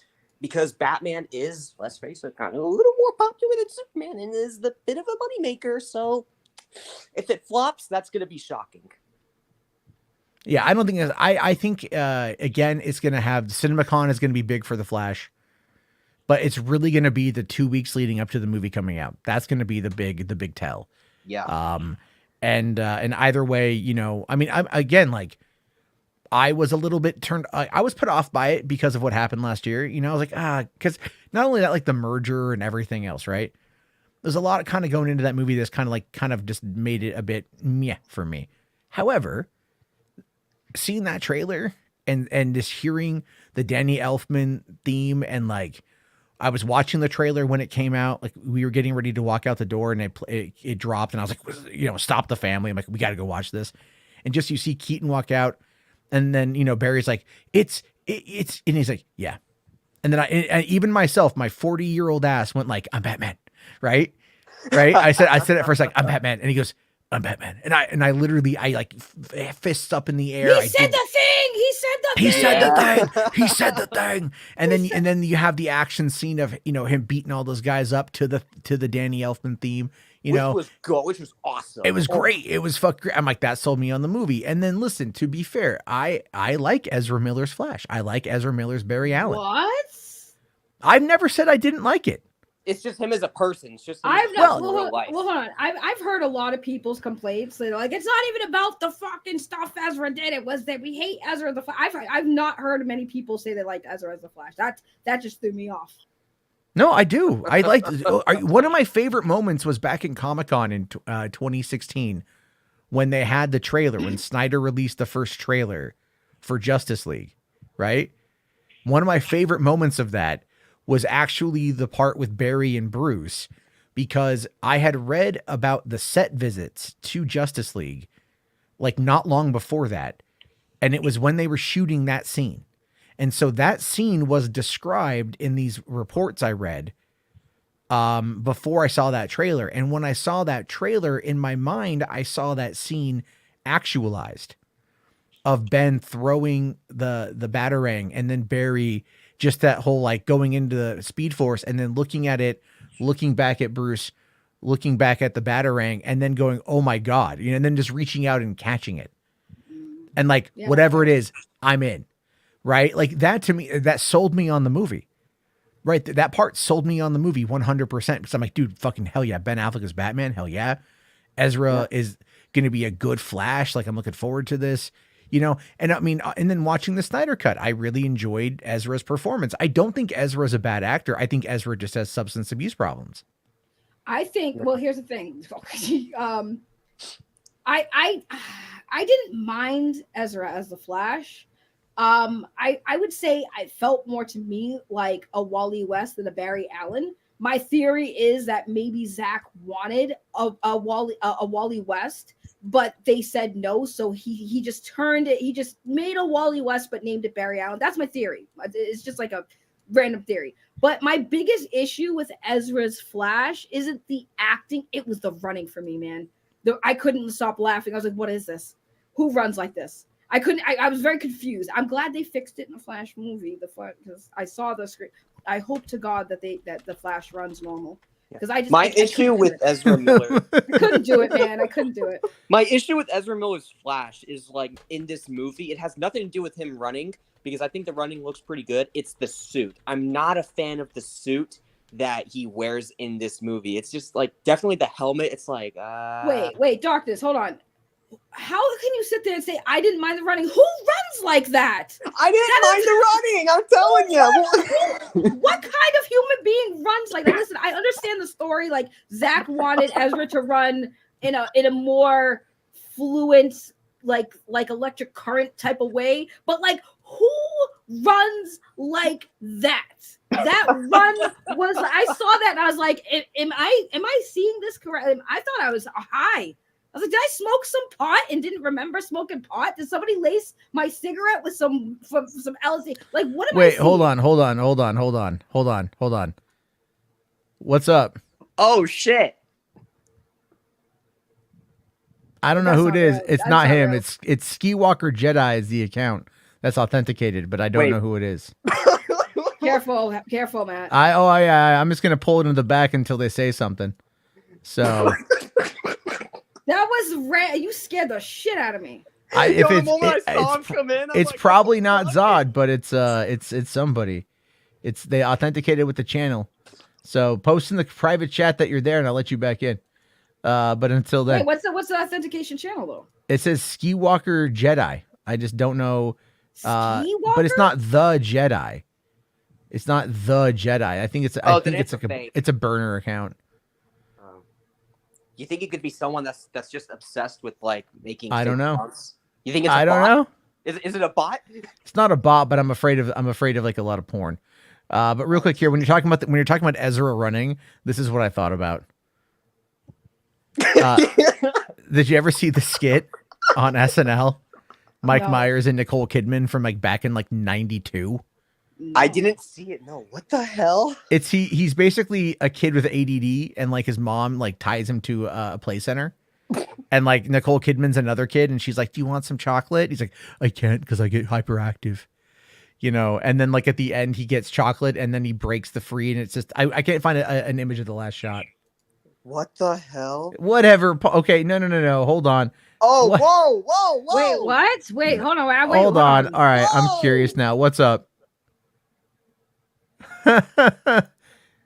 Dude, talk, bro. There's Yeah, no way. he's No, it's he's not. muted himself, so whatever happens is going to be probably loud and very very annoying. Talk, bitch. Whoa, darkness, slow it down. Damn, darkness. Talk, motherfucker. Come on. It's not Zod. It's not It's Zod. definitely not. It's definitely not. All right, Zod buddy. would- Sorry, man. I'm gonna boot you, because you're kind of just doing whatever, man. There you go. Sorry. Yeah. Sorry. I would definitely love to have a conversation, especially with Zod. That'd be great. Oh, that would have been awesome. That'd be awesome. I would Oh. totally do that. Hey, here's the thing. I'm not opposed to talking to Zod, but like he said earlier, he's like, "There's no point." I'm like, "Yeah, probably not," because if me and him made up, he would get shit for it. I'm just like over having people get shit for me because associated with me. I'm over it. So I'd rather just not waste my time trying to make amends with people. We should just let bygones be bygones. Yeah. Guilt by association's a bitch when it comes to these people, man. And yeah, I don't regret saying that. All I know is, did anyone peep Darkness just got hood real quick? I was like, come on, bitch, say something, motherfucker. I'm like, whoa, Yeah. whoa. Like, what the fuck? What the fuck? He Yo, just kinda- Darkness. I can get trust me. Hey, I can get like that, especially with some of these people and a little bit of history I have with a few of them. Hey, I can get like that. Ooh. Bro, I've never heard Darkness get so thug, and I was like, I don't know if I should be scared or turned on right now. Maybe we need to fucking have Ash make a voice thing. For me. Wow. Yeah. You guys. Oh my god. Can a mod check the channel? One of the mods, can you check to make that sure that's an actual person, please? Because I don't have mod status, because I probably shouldn't have mod status with anybody's channel anymore. It's I don't believe it's actually him. Well, one of the mods can check. One of the mods can click on the Yeah. account and see if it's actually. You can go to the channel. Yeah. Well, here's the thing. The mod can do that. Oh no, there we Yeah, go. you can do it too. Yeah. Okay. Yeah. It's not him. It's not him. Yeah. It's that's a why I do fake. that. Yeah. Joined fake. March 20th, 2023. Yeah. Well, if it was Zod, he would be on his main account. He would. But there's the thing. This is what these people are doing, right? Remember when we were streaming about this last night, and there was somebody that went in there with my name and my picture. It wasn't me. And now they're sitting there. They're using that clip and saying that it's me. And I'm like, dude, you guys are dumb. Why can't you have the mods check who it is? I even saw somebody in the chat that night was saying, oh, that's not actually her. And they didn't care, man. It's so weird. It's weird, right? But I'm the bad guy, but they're literally purposely spreading misinformation when it's something that can easily be proven that it wasn't me in that chat. Yeah. Well, it's Yeah. the same. It's the same thing today when somebody impersonated me over on their chat, and like even though I'm banned, right? And it's like, and then they went off for like 10 minutes about it because they thought that it was me. But you guys got to remember, and this is 100% true. Over on Ski Walker's channel, somebody pretends to be Wayne T. Carr, and they think that it's Wayne T. Carr. Oh, dude, that's just fucking hilarious. And Wayne T. Carr has come out and said that's not me, and they're still like it's Wayne T. Carr. So like I it is very much punching down. Sometimes it feels kind of sad, but at the same time, it's also really fucking funny. Oh God. So okay, we got couple more one more main thing to get to. Let's see here. Hold on. What were you gonna bring up? I was just gonna bring that up. Which part? Wait, what? Or the thing from earlier today. I'm not too sure. All right. So Garrick here for 2. Thank you, buddy. It says Critical Drinker is now saying Star Wars is dead. I disagree, but Jason Ward from MakingStarWars.net was just tweeting. He's like, we're doomed. So who knows what's going on with any of this stuff? Did he really tweet that? Oh shit. Well, he said, what did he say here? He says, he says we're cursed. So then I responded back with, what do you know? And he gives me a Han Solo shrugging gif. And then I just responded with like a Obi-Wan visible confusion. Like that tells me nothing. So yeah, hopefully we'll find out more. Also, Jess here for 2 says, I still use the line, I need friends. It's a good line from the Snyder Cut. It really is. Like from the movie. It's like, I need friends. And that's, yeah, Ezra's performance was good. Larry here for 5. Thank you. Says, what's your take on the rumor Clooney will cameo at the end? I thought Keaton was the same version as Clooney. Enosh says he heard they're different. I don't know. I don't know what's going to happen. If Clooney pops up in that movie, I'm not going to be upset. Because for one, I like George Clooney. And I always felt that his Batman kind of got a bit of a rough ride. It was just not a good script. Yeah. And and Warner's really wanted to move away from the dark and gothic and go really into the neon, which I thought was an odd eclectic choice. And it didn't work out very well. I still love to this day Batman Forever. I think it's a great movie. I would love to see the Schumacher cut of that if that ever truly existed. Oh, hopefully. But it's released one day. But hey. I hope so. I mean, rest in peace, Joel Schumacher. Yeah. But it's I would love to see Clooney come back. Right, as I'm happy to see Keaton. I'd be happy to see Clooney. You guys got to understand. It's like for those of us who are like in like our 30s and 40s, especially getting up there, like the higher ends of that shit. We were teenagers and kids in the late 80s and 90s. Like when these movies came out, these were like formidable moments. These were like big events. It was like, hey, there's a new Batman movie coming. What? Hell yeah. Let's go see it opening fucking day. Like it's no small thing for a Batman movie in the 80s and 90s. And it's so weird to me, although maybe not so weird, that Warner still never put out a Superman movie in nearly 20 years. Right? From the 89 to 06. 17 years. They skipped the entirety of the 90s. So it's like, that's some shit there. But Batman was there to save the day. And I think Batman is going to be a big draw for the Flash. So I don't see it flopping.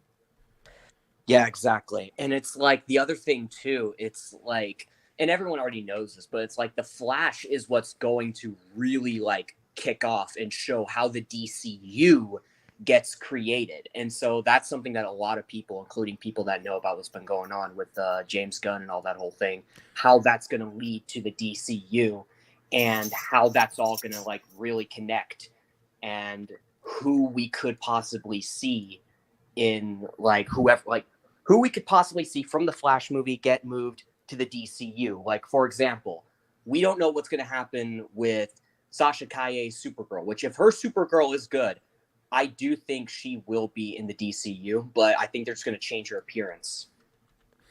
Yeah, it makes sense to keep her around. It just does, especially if she does well. You know what I mean? Like, so I would hope so. I would hope that they find a way to keep her around. She looked good. She looked really good in that part, man. She's one of my favorite parts of that trailer. She does, yeah. I'm really excited to see what exactly she's going to be doing and how she gets introduced in this movie. And funny thing, I do talk about her. I mentioned this one time to Belle Reeve, and she went. she went a little crazy. She's like, nah. If she gets brought in, I don't want her hair to be blonde. I'm like, but then that way people are still going to like know that this is not the same Supergirl. This is a different version, but even though it's still played by Sasha Calle, like. Yeah, it's looking like Humberto Gonzalez might be dropping something here too. He just tweeted out the eyes emoji. What the fuck? And then Big Screen Leaks is responding a late night bomb. So it's possible that that Humberto might have something as well. So let's dive into the Star Wars news because it looks like tonight just got a little bit crazy. Oh, geez. So this is coming in from Jeff Snyder's website Above the Line, and I was just DM from somebody confirming that they had heard a little bit, that Jeff Snyder is kind of on the money on this one. So there's that. And okay, Ryan, thank you for the super chat. I'll get to that here when we're done with the segment. So anyway, a Star Wars exclusive: Damon Lindelof and Justin Britt Gibson exit Charmin Obaid Chinoy's top secret movie. And this is the one that was supposedly supposed to go into production by the end of the year. Like, this is the one that they were talking about going into production to come out in 2025.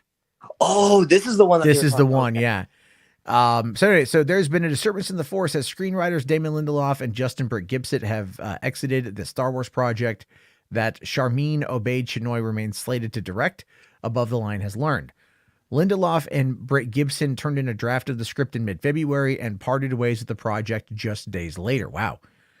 Lucasfilm already has a new writer on board, although Above the Line was unable to ascertain their identity. The production is slated to start in February 2024. Okay, I was wrong. I thought it was going to be this year. It's February of next year. Oh, wow. To come out for December 19th, 2025. Plot details remain under wraps, but the top secret project is going to be unveiled at Star Wars Celebration next month, along with its title and brief synopsis, though don't expect any casting announcements just yet. Lindelof recently cast doubt on his involvement in the Star Wars universe at a recent interview with Slash Film, where he says, "I will just say that for reasons I can't get into on this Sunday morning, on this day, the degree of difficulty is extremely, extremely, extremely high. If it can't be great, it shouldn't exist. That's all I'll say.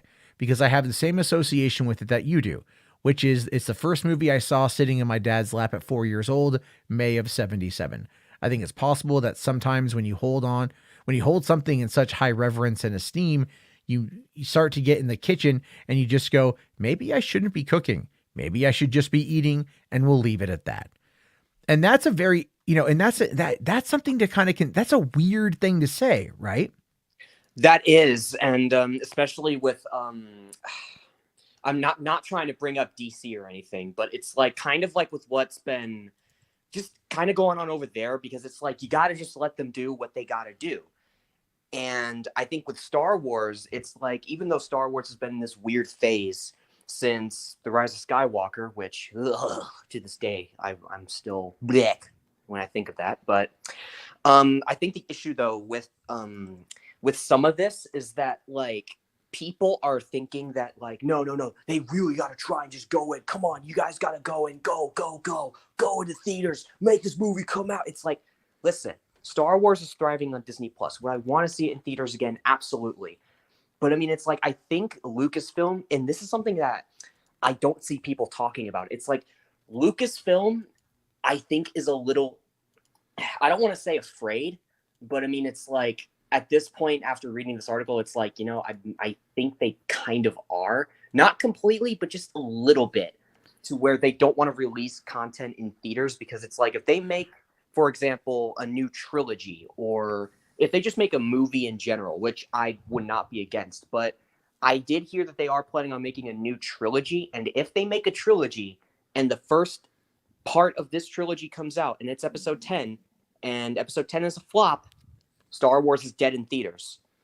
And, so here's so the thing with this particular article, and again, we have to kind of look at it from, it's like, yes, they've exited the project, but they exited the project almost like a month and a half ago. Yeah. Or about a month ago. So it's not a new thing. They turned in a draft. Lucasfilm chose to go another direction. So we have to look at it from that perspective. Now, Cylon here says, all I can say is if Lindelof is turning this down, the Star Wars machine is truly broken.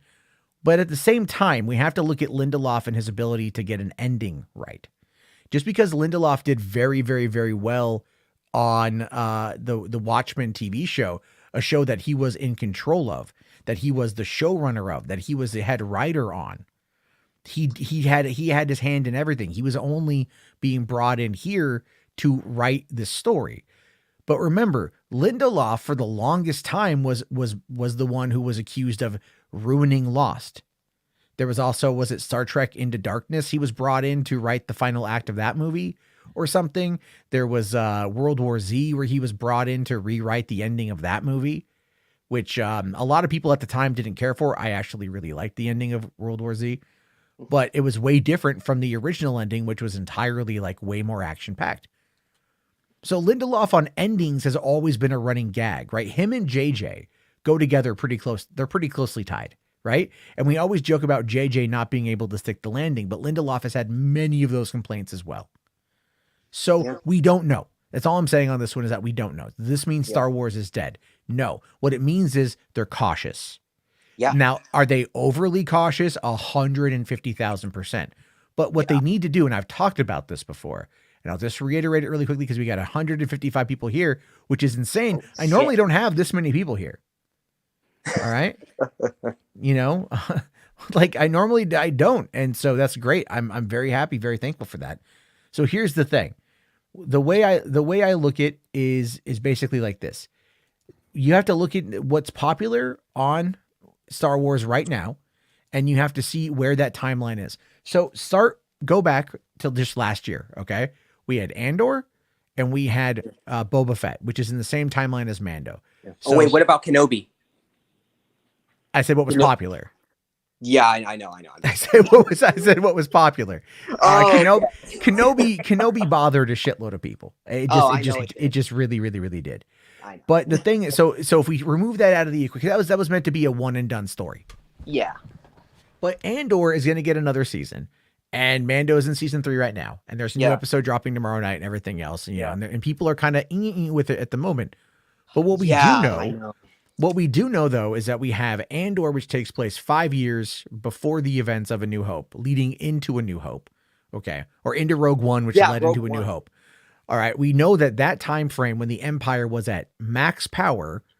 Now we're also at to the other end of the time frame, which that's popular, which is it's post Return of the Jedi. 5 years later, the Empire is in shambles, but elements of it, pockets of it, are still trying to retain relevancy, obviously leading into the First Order.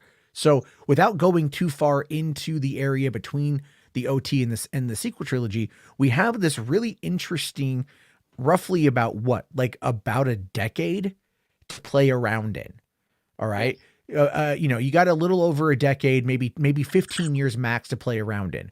So if Andor is 5 years before A New Hope, and Jedi is 5 years after A New Hope, and Mando is 5 years after Jedi, that gives us about let's just an average of maybe 13 to 15 years. What people want is to see what happened during the OT. They want to see the rebellion infiltrating the Empire. They want to see what happens leading in between A New Hope and ESB. What are those Luke Skywalker adventures? What happened in between that? What happened in between ESB and Return of the Jedi when Han is out of the picture for a couple years? You know what I mean? Shut the fuck up, second. Right?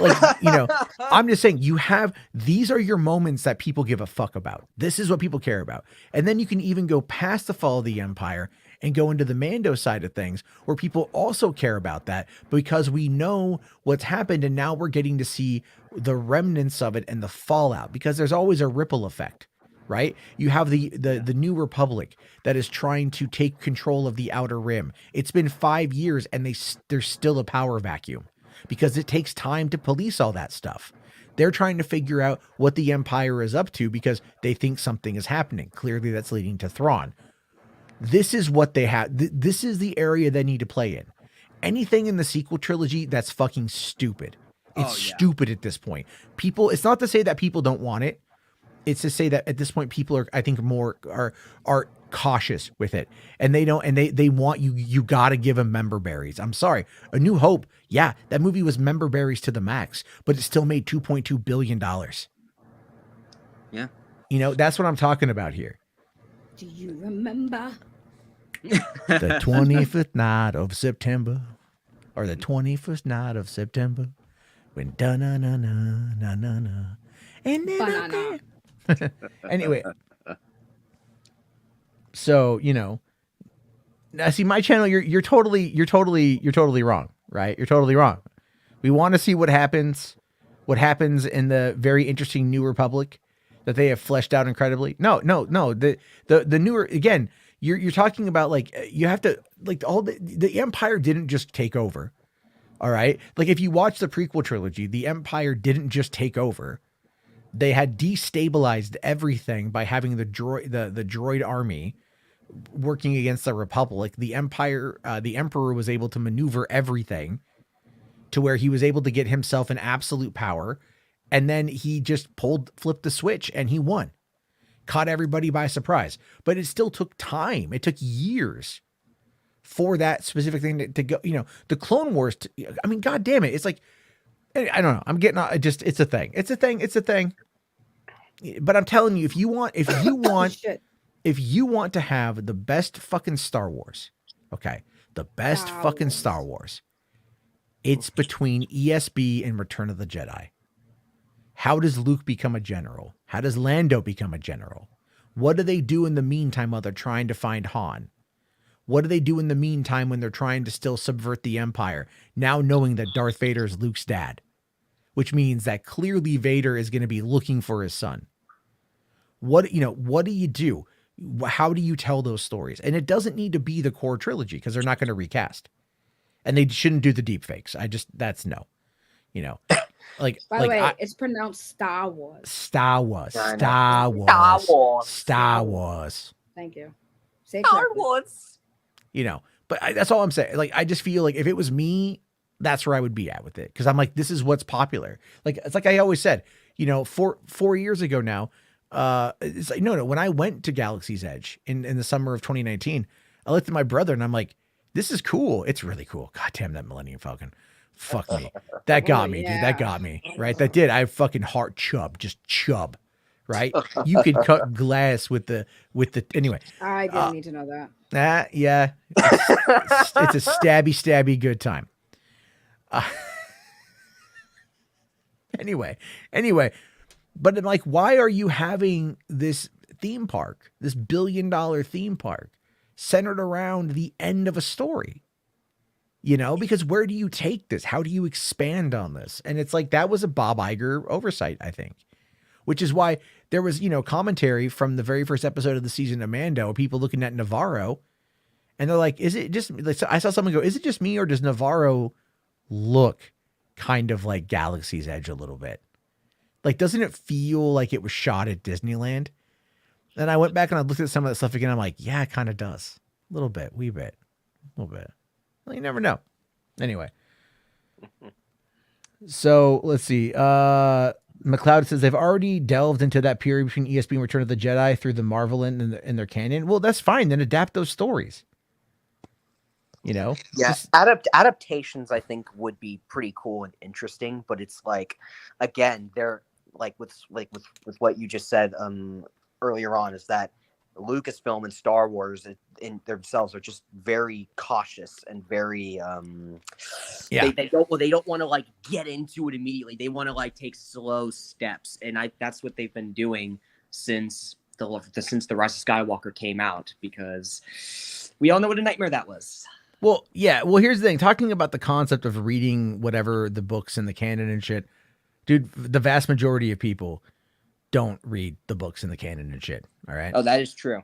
Right. Like they don't do that. I'm not saying don't do that. There's cool stories there. Yeah. But like, I don't read that. So what I'm talking about is what I would like to see from a film, you guys have to understand when I talk about this shit and I give my thoughts on this stuff, I'm talking about this from movies perspective, from entertainment, from television perspective to movie perspective, like the kind of stories you should tell. I don't give a fuck. I don't read comics, so I don't know about the specific runs. He can't read. No, I can. It's difficult. But, you know, I try. Thank you. You're welcome. Saggy. I'm only marginally dyslexic. You know how much brain power it takes to read articles on this show? A lot. Thank Okay. you for You're welcome. for exploiting my detrimental weakness. You're welcome. You That's what I'm here for. monster. I know I am a monster. So do you have to take reading steroids or? I'm just kidding. No, I just jerk off a lot. Oh, okay, my that's- god. Oh my god. I'm telling you, I think people are right, man. I'm telling you, you're awful. I'm funny. There's the difference though. I'm charismatic. I'm personal. Looking. Oh. What? I don't even know. But I would say no. It's not to say I'm not against people reading comics or reading the books. I'm telling you, it's like this is how I would do it if it was me. You know, if I was the executive at Lucasfilm, I'd be like, okay, what works? Where are we at? And I would look at the data for the Disney Plus originals, which was number 5 most watched Disney Plus original last year, Book of Boba Fett. Number 6 was Andor. Okay, there's your timeline. That's your fucking timeline. You know, that's what you do. And you play in that sandbox, and that's where you stay for a while, and you build it out from there. And that is what the OT fans want. That is what the young anyone who is not like salivating over the sequel trilogy, of which there are some, and God help them, but there are some, right? But anyone who just likes Star Wars will be like, yeah, I'd be okay with that one. It's kind of like okay, let me explain something else as well. Like this is another reason. Think of it like World War II, because you kind of have to look at the OT as being World War II. All right. And like the prequel trilogy being like World War I. It's a weird analogy, but just run with me on this one. Okay. All right. Without going, and I'm not talking like literally, I'm just using it as an example. Oh, But, yeah. But the reason why I'm talking about it from that perspective is we still nearly 100 years later, at least 80 years later, go back to World War II to mine for stories. Right. If you were to hear Christopher Nolan doing a World War II movie like Dunkirk, you're like, wait, Nolan's tackling World War II? Fuck yeah, let's fucking go, you know? Because like, you know what you're going to get. Or if Tarantino doing Inglourious Bastards, you know, like a Nazi killing fairy tale set during World War II. It's like, that's going to be interesting because there's a lot of stuff from that time period that we find fascinating. It's because it's such a weird, crazy, violent time that almost brought us into the new age at the end of it with the atomic bombs, you know, like what it took to end the war. Everything about it is wild. It's crazy. There was, the occult, right? Heinrich Himmler was into the occult. Did you know that he actually had a Nazi Holy Grail made? Oh, the Kissimmee Cauldron. It was based off it. Yeah, and it was found in a lake in Bavaria like a number of years ago. It got hucked into the water at the fall of the fucking Reich.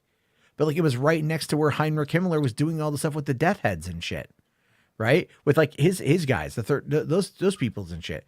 So it's like there's so many things there. You've got like atomic weaponry, the race to split the atom. You've got massive genocide taking place with millions of Jewish people, the slaughter of gypsies and gays and Christians and whatever. Any person who wasn't blonde hair, blue eyed was a problem.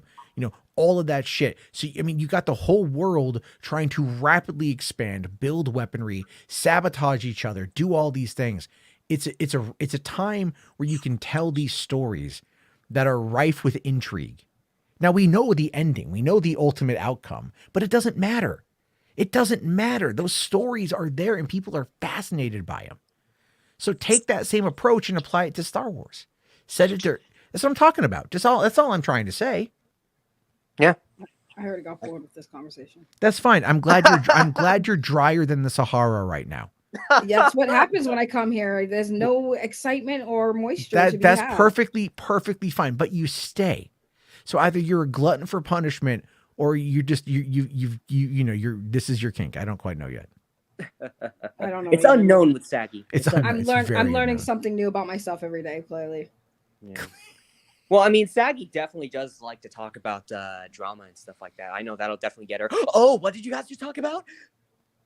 And just stuff like that. So I mean, yeah. I still love you, Saggy. I still love you.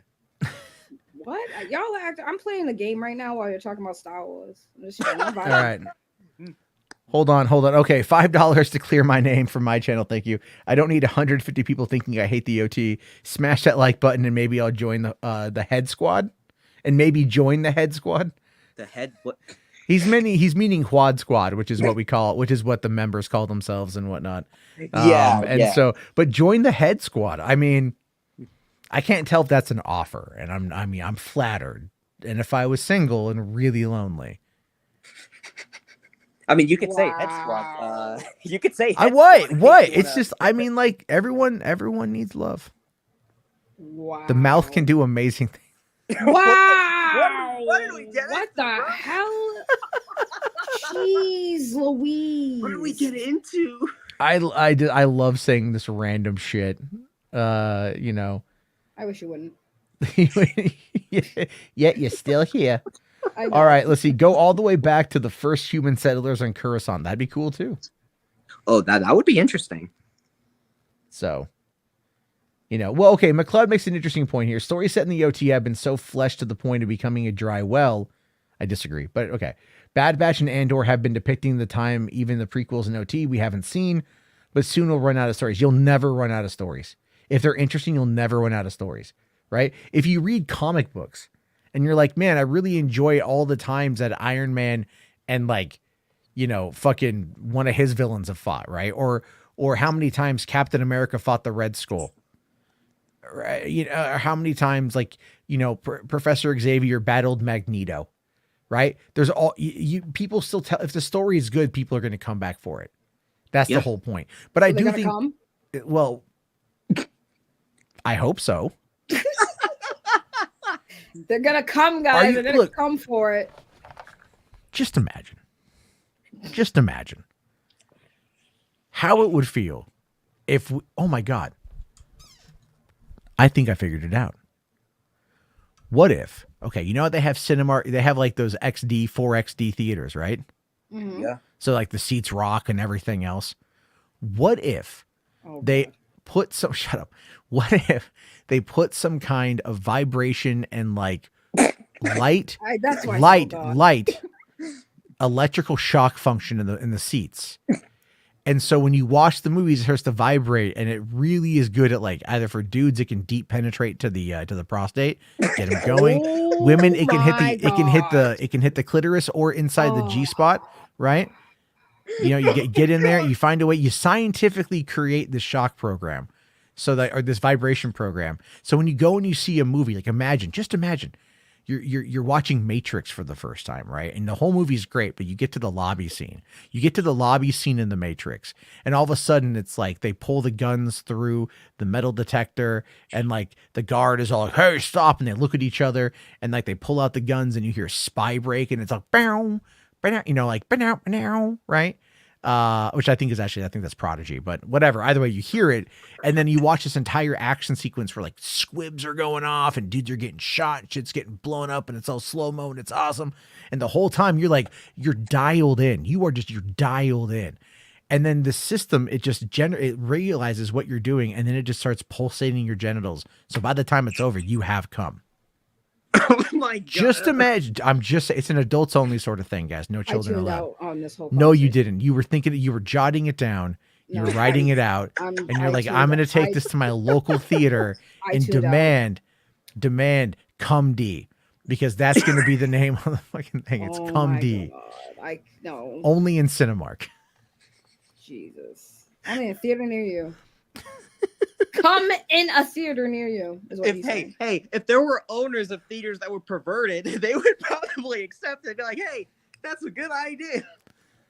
Yeah, look, Blessing here says 50 Shades of Grey would like to talk to you about your ideas. Dude, true story. I get a text message from my girlfriend tonight, and she's like, where can I watch 50 Shades Freed?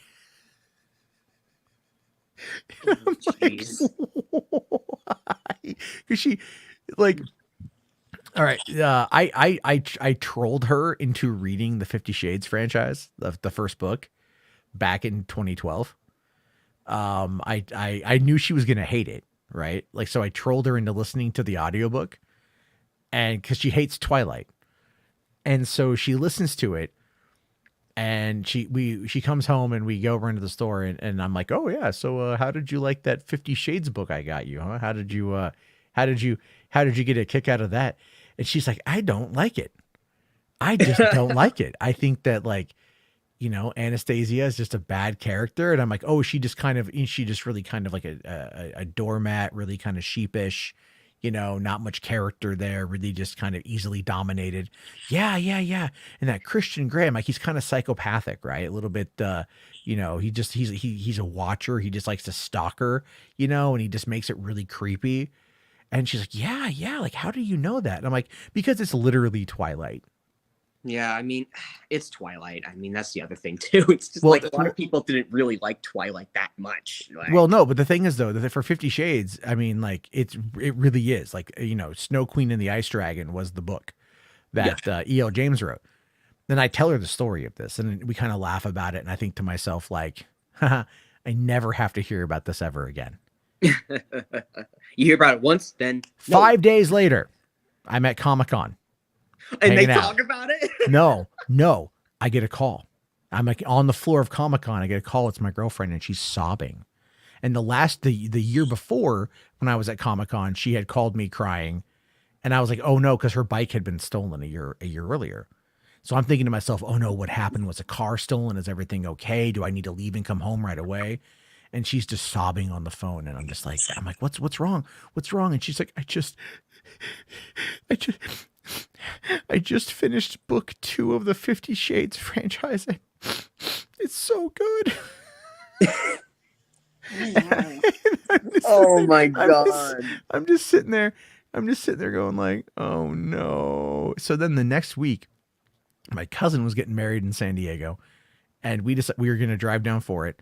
And this is July 2012. And we're in her truck, which does not have air conditioning. Oh, God. And we're driving down in the morning. There's a canola oil spill on the freeway. And we're stuck in that. And she's like, so, like, do you want to listen to the 50 Shades book? And I'm like, no, I'm good. She's like, well, why don't you just listen to it for a little bit? Like, we're not going anywhere. So I had to sit there in the boiling July Southern California heat, stuck on a freeway with no air conditioning, being forced to listen to the 50 Shades of Grey audiobook. I have never wanted to die more in my entire life. I'm sure a lot of people share that sentiment with you. I mean, listening to me talk, probably. Yeah. Like, but they're still here. They're still here. 2 hours and 12 minutes into the show, and we have not even gotten to the Victoria Alonso stuff yet.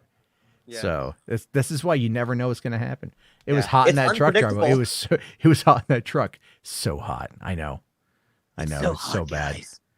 Jarbo's like, I'd rather the bike get stolen again. I would, because I'm the one who bought the bike. But so anyway, we saw we saw the first 2 movies, and we never saw the third one because the first 2 were just bad. So she wants me to, like, I think the third one is on Amazon. So, like, I don't have to watch it. I'm like, there you go. You can watch it. I don't want to watch it. Yeah. It's terrible. Where's my super chat? What, the one from earlier asking about the Law and Order TV movie from another live stream that I can't bring up for this? I don't know. But yeah, there's a Law and Order TV movie apparently that James has been wanting to tell me about, I guess. James. That's kind of the thing. Love you, James. I love James. James is awesome. I love him as a friend, by the way. It's very platonic. Nobody starts spreading rumors about me and James. Thank you. Yeah. Ryan here says, imagine Morgan Freeman narrated the 50 Shades book. That would be better. Oh yeah. Well, I mean, Morgan Freeman has that voice.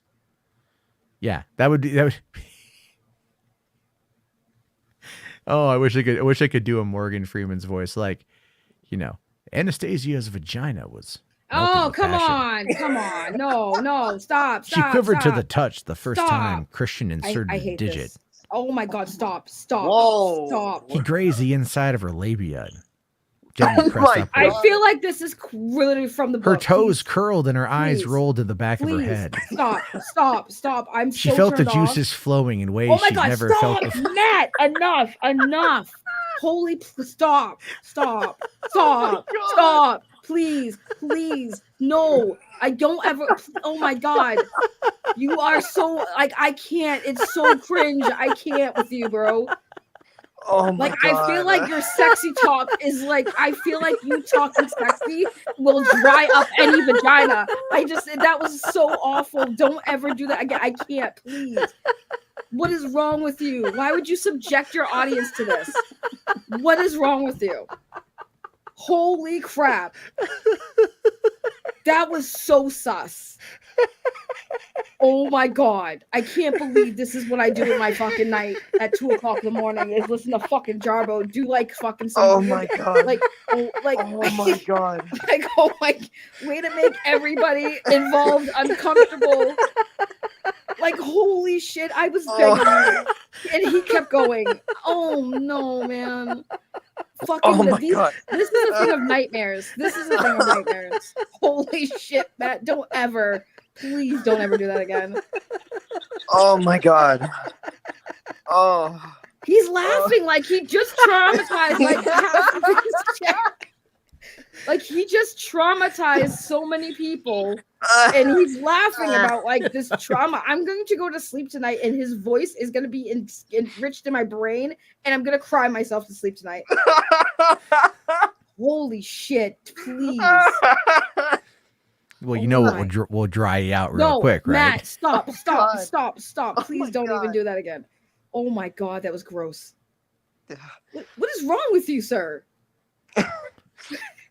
Oh God. Oh. I feel like sometimes you're like, I gotta think of new ways to make Saggy like hate her appearance on this channel. I have to make sure she doesn't want to come back. So I'm gonna say some nasty, gross. I don't even know anymore. You just broke my brain, bro. Well, I mean, her nipples were so hard they could cut glass. Matt, stop.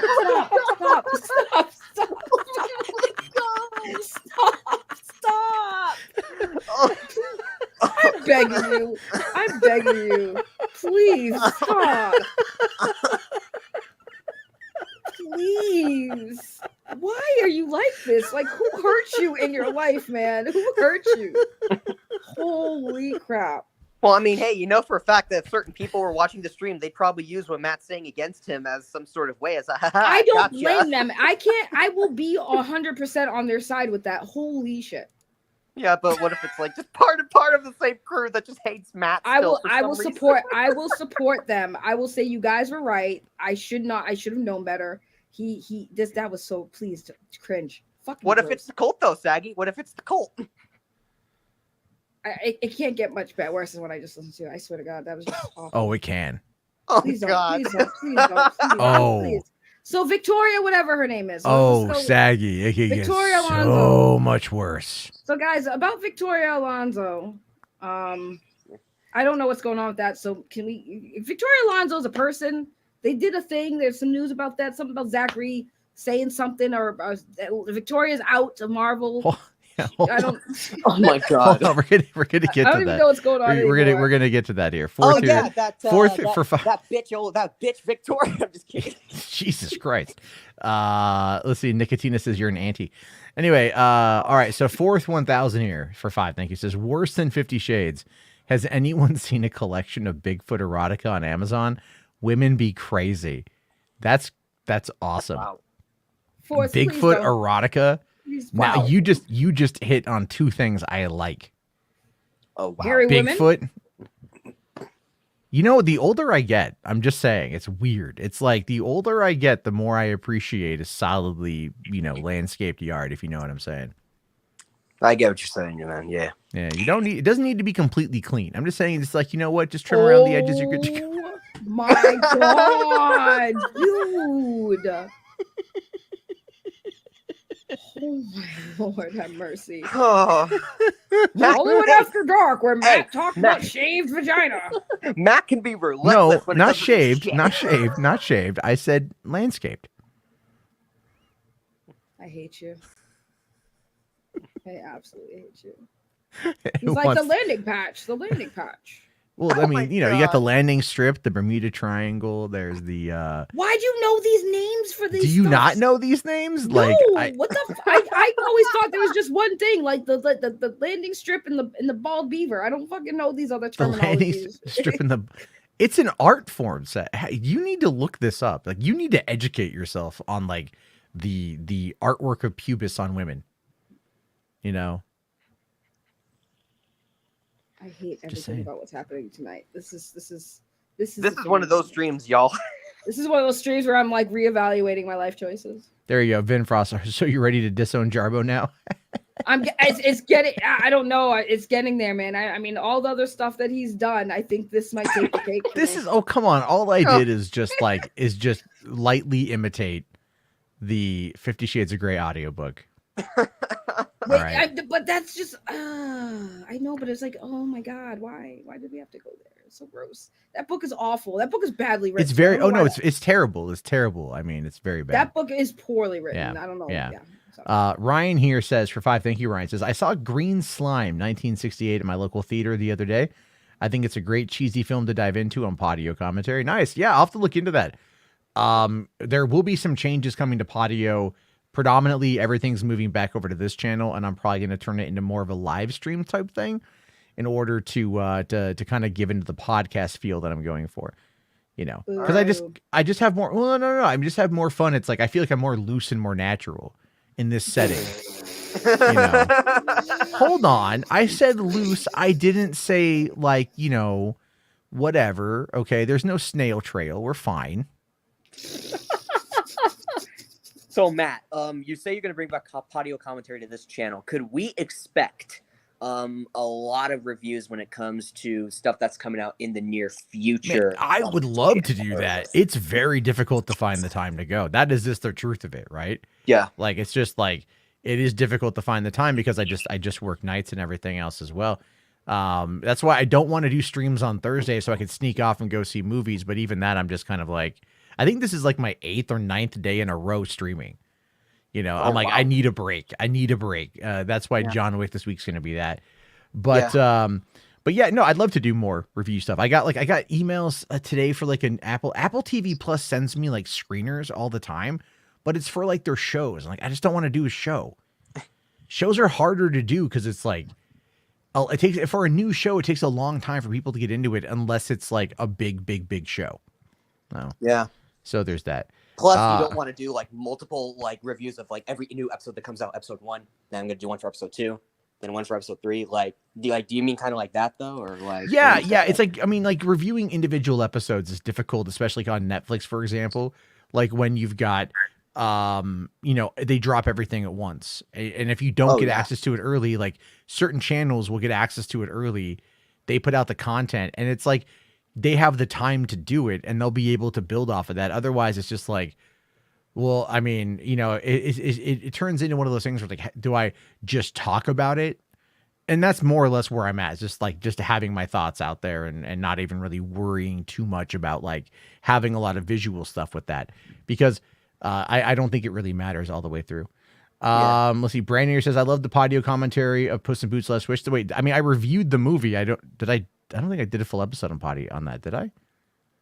I don't remember if I did. It would have been 50 minutes. It would have been about 50 minutes. Yeah. Most of the episodes are about 40 minutes long, and that's literally just me talking about it. Yeah. So Donovan here says, I'd watch Argyle. Apple, please send it to me. Yeah. As soon as I get something on Argyle, I'll let you know. But they really do. Apple TV Plus sends me shit all the time. Everything else. So, all right. Let's see. Hold on. Skywalker Brian says, I'm Billy Mays, and I'm going to clean some of your landscape and make it super clean. I'm going to make you my bitch. Dude, Brian, like, you gotta just add in some butt stuff, and I think it's okay. Wait, what? Whoa, what the fuck? Why you always talking about butt stuff? You really are exposing yourself and your kinks, and I don't. No, I don't have a kink. I'm not into butt stuff, Saggy. I've talked about this. I've been open about this. I'm not into butt stuff. Yeah, you've been open, all right. I've been very open about how I'm not into butt. Yeah. Spread them cheeks because I'm not into it, right? Put a stop sign right there. Tattoo stop sign right above a butt. I'm fine. That's the tramp stamp. Stop. Don't enter. Exit only. That's fine with me. I don't need to go in there. Some things in this world men are not meant to experience. The anal cavity of a person with diarrhea is not one of them. Ugh. Oh, But you know, in God. the book 50 Shades of Grey, they have a great chapter on that. Let me see if I can remember it from verbatim here. Oh, jeez. Saggy's probably scared right now.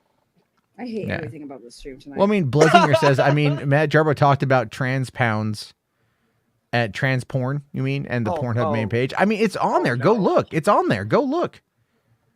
Right? Go look. It's on there.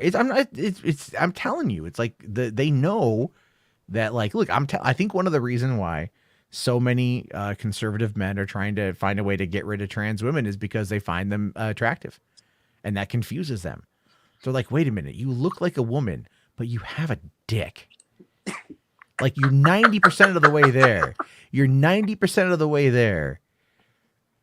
That's a tough one. You know, I think that's really what it boils down to. I think that's a tough one. I think they look at Caitlyn Jenner and they're just like, yeah, damn it. I think that's what it is, because some of those trans women can pass very well, and that there was even recently. This is true.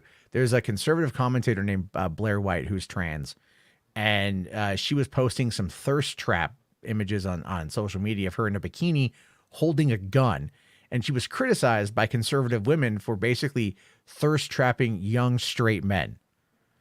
They were going at it for a while and shit like that over that stuff. And it's just like, yeah, I think that's the problem. Is just like these guys get confused and they're like, wait a minute, hold on here. She looks female, but she is female, but there's something here that's different, and it confuses them, and people are afraid of what they don't know. So what I'm saying is,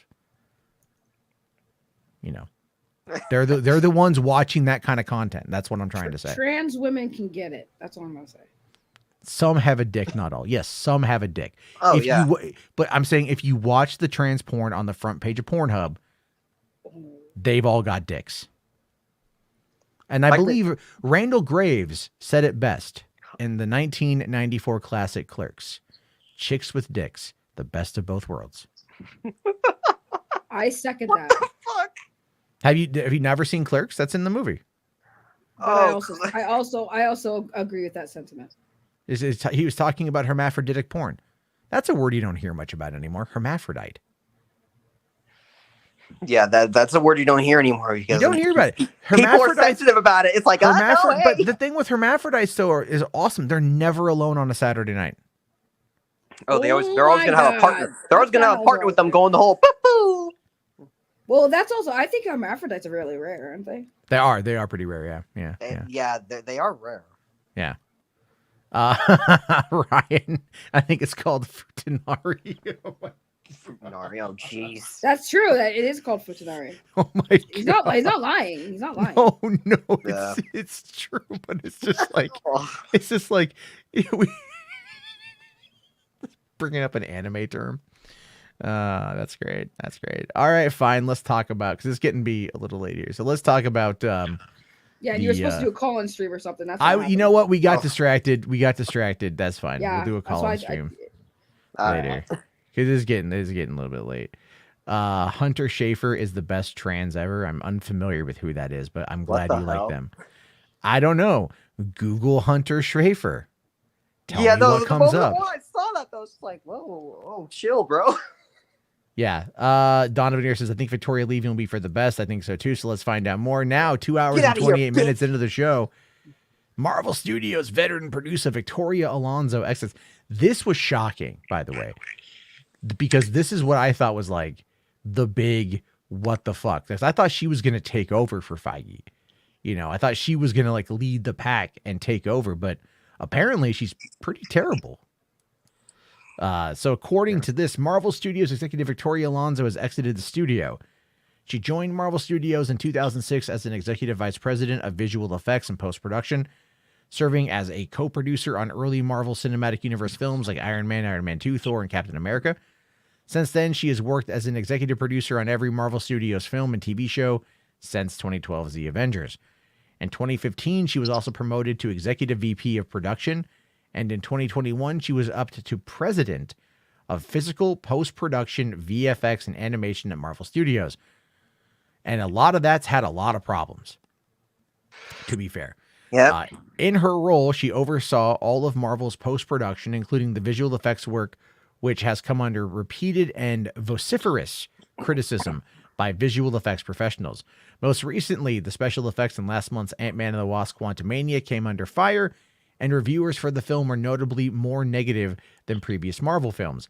The third installment of the Ant-Man franchise had its largest opening weekend ever with $105 million, but fell below 2015's Ant-Man and 2018's Ant-Man and the Wasp at the worldwide box office. Last year's TV series She-Hulk Attorney at Law also received some backlash for the look of the titular green hero among the devoted MCU fans. But also still popped up, I think, number 9 on the overall most watched chart for Disney Plus originals. So She-Hulk ain't going nowhere, by the way. Anyway, despite her sudden exit on Friday, Alonso is, on Friday. So this news broke today and she was out on Friday. Wow, they contained that's what that? I heard too. That's what I heard too. Yeah. That's nuts that they were able to contain that. That's pretty crazy, to be honest with you. Yeah. So you've got that. But all right. Moving on. I lost my place here. So, okay. Despite her sudden exit on Friday, Alonso is credited as a producer on the upcoming Marvel films Guardians 3, The Marvels, plus Disney Plus shows Secret Invasion, Ironheart Echo, and Agatha Coven of Chaos. In addition to her work on Marvel, she was also a producer on Argentina 1985, which won a Golden Globe, blah, blah, blah. All right. So, she was, named multiple time on Variety's Women of Power LA. She had written a memoir called Possibilities, Your Superpower. Okay. Saying here, you don't need a cape, you don't need a hammer, you don't need a shield. Your superpower is your voice, and your voice will create change for yourself, for society, and for those who you love. All right, so there's that. Again, like this, they don't talk at all in this about like how she was received. So coming over here to Twitter, we have got Chris Lee, who is the senior reporter for Vulture. And he says here, so many VFX sources have told me that Victoria Alonso was singularly responsible for Marvel's toxic work environment, a kingmaker who rewarded unquestioning fealty with an avalanche of work, but who also maintained the blacklist that kept VFX pros wild-eyed with fear. She held crazy amounts of power, bigfooting all major creative decisions on Marvel shows and movies. Kevin Feige and Victoria Alonso personally approved every single shot, all the visual effects work, which is usually the job of a director or a showrunner, one tech told me. Now, the thing is, we do know about that, where Marvel runs as a machine. Everything is generally predetermined before they even start filming. Yeah. And really, they just need somebody to come on in and just kind of like oversee the production. That's really about it. Yeah, that's very true. So, and then also he says here, the main one that everyone's quite scared of is Victoria Alonso, another tech said. If she likes you, you're going to get work and you're going to move up in the industry. If you have pissed her off in any way, you're going to get frozen out. And there's been a lot of comments about that I've seen so far over the day. There's been a lot of things like that, right? Now, Brian here makes a great point. He says here, if anyone who's saying this is criticism does not know how Hollywood works, if you piss off anyone in town, they could very easily be the head of a studio down the line. That is very true. That being said, VFX artists need to be treated better across the board, not strictly Alonso. It's with any production company, etc., not strictly her. No, you're right. But it's like, Marvel is the biggest game in town. And the VFX, pipeline has been an issue with the pandemic. And that has impacted the shows. And I do feel that it's a very bad situation that's happening. What I mean by that predominantly is that when you think about the shows and the movies and everything else, they have set release dates because these are 4-quadrant releases, basically. They have to come out at a certain time to keep the same storyline going. There has to be all the merch that's ready to sell. They've got to do all that shit. And if there's any slowdown on stuff, it's going to end up biting them in the ass. And that's kind of what's happening here. And so Victoria, I think here's the thing. I think if Kevin Feige and Victoria Alonso have to approve every single shot, the problem is probably both of them. But there's no way that Bob Iger would force Kevin Feige out.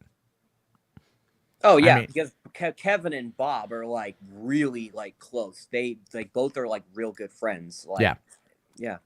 So that ends up being the question in my mind, right? The real big question on that is a lot of, like, is this a warning to Kevin Feige? Like, get your shit in check. Like, this is the one, like this is the one, she's going to be the casualty of this, of, you could argue that like Black Panther Wakanda Forever, the visual effects on that were pretty bad.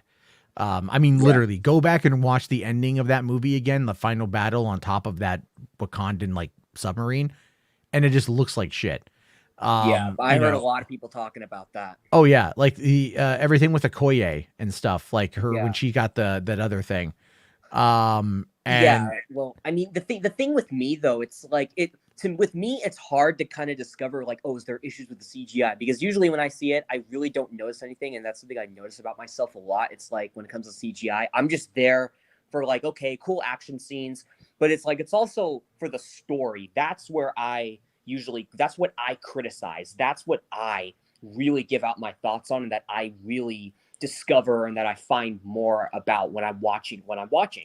Because the CGI and the VFX with me, I don't know why, but that's kind of tough with me when it comes to like noticing like, hey, I don't really notice any issues here, but I could see why people do have issues because there are things in here that they notice. And I'll admit, I don't really notice it, but it's like, I can definitely understand that, hey, if they have an issue with it, that needs to be addressed.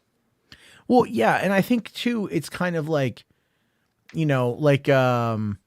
Anthony here says that Iger clearly has listened to the criticism and feedback about Marvel. I think that's definitely something. Oh, absolutely. But then Donovan here says the fact that she left with no heartfelt farewell it was just all of a sudden. And the fact that it happened days ago and they kept a lid on it over the weekend, that's massive. But I'll tell you this, even again with the CG stuff, like people complained about that with Shazam, and it had a smaller budget. But there was a couple shots I noticed that it was kind of like, okay, it could have been a little bit better. But ultimately, I thought it was fine. With Victoria Alonso, though, like, again, I really, honest to God, thought she was going to be the one to kind of take over. I didn't realize that she was in charge of all that stuff. But yeah, that's clearly the problem. Now, the question then becomes who's going to take over, right? Like, is it going to be Lou D'Esposito? Are they going to promote somebody else? I mean, I don't know. I just feel like at this point, Marvel should probably start kind of slowing the pipeline a little bit after Secret War, because this shit's already in pre-production all the way down to Secret War. Yeah. So it's like everything is already being worked on, but it's like maybe start pushing a few delays a little bit, maybe start spacing it out a little bit more, giving people a little bit more time. That's going to be the best course of action. Yeah. Well, I mean, this is the thing though about Secret Wars. It's like, because you said like, oh yeah, they're doing pre-production for Secret Wars. If a bunch of these issues keep going on somehow, some way, these issues keep going on. A lot of the CGI issues are still going on. People are still complaining about that. And the stories of whatever movies come out just aren't that great. And they really got to like up their ante a little bit. And I think that's going to really have some issues with the big two Avengers movies, Kang Dynasty in 2025 and Secret Wars in 2026. So, I mean, it's like if this really is going to work, it has to be good, because if it's like all right or just bad, like whatever they're doing right now, then that's not going to be good, man. And DC's going to really get at them, and it's going to be DC finally truly beating Marvel when it comes to their main universe. So, well, I mean, Mark Ruffalo did say that there's with having, with having all of that, with Gunn taking over, that it's going to give Marvel a run for their money. Oh yeah, and I hope so. Hold on, Iger. Okay, according to Brian here, who does watch all this stuff, and he's very good at it too. Says Iger said they are going to invest less on expensive budgets in the Q2 earnings call back in Feb. Less volume equals more quality. Lucasfilm and Marvel especially. So yeah, I thought so. I had to kind of reread that. Less volume is not like stagecraft. It's just like fewer properties, and that's okay. That's okay. Like let them slow it down a little bit. Like, I mean, Andor, it was fucking amazing in my opinion. Yeah, And I felt they took their time to get there, and that's okay. yeah. Well, I mean, with me, I thought Andor was good. I didn't think it was bad in any way, shape, or form. Don't worry. Like, I still thought Andor was good. I didn't think it was like as good as like The Mandalorian, because I will admit there were moments in Andor where I did criticize it a little bit. I was like, okay. One of the biggest issues I had with it was the pacing. Now, the reason why I had an issue with the pacing was because there were episodes that felt pretty pointless and that were just kind of like In Andor? in Andor. Yeah, well, You have to look at I'm sorry, but you have to look at Andor in 3 episode arcs. yeah, And there are 4 arcs throughout the season. So if you watch, if you check out, if you watch the show again, which I will definitely watch the show again before, but just like sit down and like watch like 3 episodes at a time if you can spare it, or think of it from that perspective, because that's what season 2 is going to be as well. So season 1 was 1 year. Okay. Season 1 was 1 year. Season 2 is going to be 4 years. Every 3 episodes is going to be another year. So that's what they're doing with that to lead right up into Rogue One. So they structured this season very similarly, meaning that each 3 episodes is another arc. So it's just, so I'm going to say it might be because you said you get bored. I get that. But if you look at it from the perspective of like an arc, these arcs are building to something, you know, like that might be a better way of looking at it, just to kind of reframe your brain to see what they were intending. Because I can understand your point on that one. I heard that complaint from a lot of people. See, I'm a very much a dialogue heavy guy. So for me, oh shoot, Emphasize on the heavy. yeah, no, but how's that chocolate pie treating you? I'm not eating chocolate pie. It was fried chicken, you fucking dick. Did you wash it down with an energy drink or bubble tea at 2:00 in the morning? My energy drink. Yeah. Yeah. How many calories are in the energy drink? oh my God. Let's see. How many calories? 220. Ooh. Jeez. Yeah. And yet somehow I'm still losing weight, even though I drink nothing but bubble tea and energy drinks. What's your excuse? Children. Oh, the children should make you lose weight because you be chasing them around the house. Are you telling me I'm you just too like, fucking tired. That's would you just sit in a chair and roll around chasing your kids around the house? Just 'cause You'd be amazed at how much they actually like that. Yeah, they think it's really funny. You put on a funny voice and they're just like, it's the monster. And I'm like, my back. That's accurate. That's actually accurate. It's so hard to roast him because then when he realizes I had a good zinger, he's like, well, I'm just gonna roast myself and take your shine away, and I'm gonna roast myself better. It's like, okay. I'm gonna roast myself better. There I am. What is that anyway? I don't know what Pennywise has entered the chat. That's right. Oh, That's right. jeez. But I mean, like, look, the thing was Marvel has got to sort this shit out. Obviously the industry is changing, but here's the thing. I did want to bring this up earlier and I just didn't bring this up earlier, but Collider ran an article yesterday that actually said, yes, streamers, you should be giving us Blu-rays. And this is functionally accurate. This is what they're fucking up when it comes to this shit. I understand they don't want to do physical media because they think physical media is going to end up like taking away from people being subbed to like Disney Plus or Netflix or whatever. Hate to break it to you. That's not true at all. People just like to be able to have physical media. It's collectibles. Collectors like that shit. They still like, do you hear anyone go like, I got the first 2 seasons of Stranger Things on Blu-ray. I got like the VHS set that they had, right? Or like the clamshell case for both of them.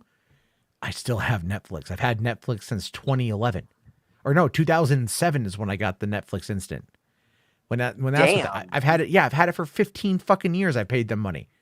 I don't plan on getting rid of that. I want Mando on 4K UHD. I'm still going to keep Disney Plus. It's not going to change. I would even buy Kenobi on 4K because I just want to see that shit. I almost canceled Netflix after the Cuties, and then I realized I don't pay for it. So like, see, that's your fault for fucking watching Cuties. Like you shouldn't have done that. No, listen. Listen. I did a stream on it. See, when you say it like that, now people are gonna be like, "Oh, she watched that. She's gross." Yeah. People were talking about it, and I was like, I know it's bad, but like, I've seen people give it good reviews, and I'm sitting there like, how could anyone give it a good review? So, and I kid you not, I will say this, for people who are gonna be like, why did you watch that? I couldn't watch it because it was so bad that I had to fast forward the majority of the movie. The movie is like an hour and like 40 minutes, or I'm sorry, an hour and 30 minutes of the movie. I got through the movie in 30 because most of the scenes I had to skip. And it's weird because I talked about this, and the reason why I brought it back up, because I'm like, oh my God, the movie was worse than people thought, because it wasn't the scenes that people heard about the skimpy clothes and stuff like that and the dance moves, because that was a huge thing, right? That wasn't even the worst part of those movies.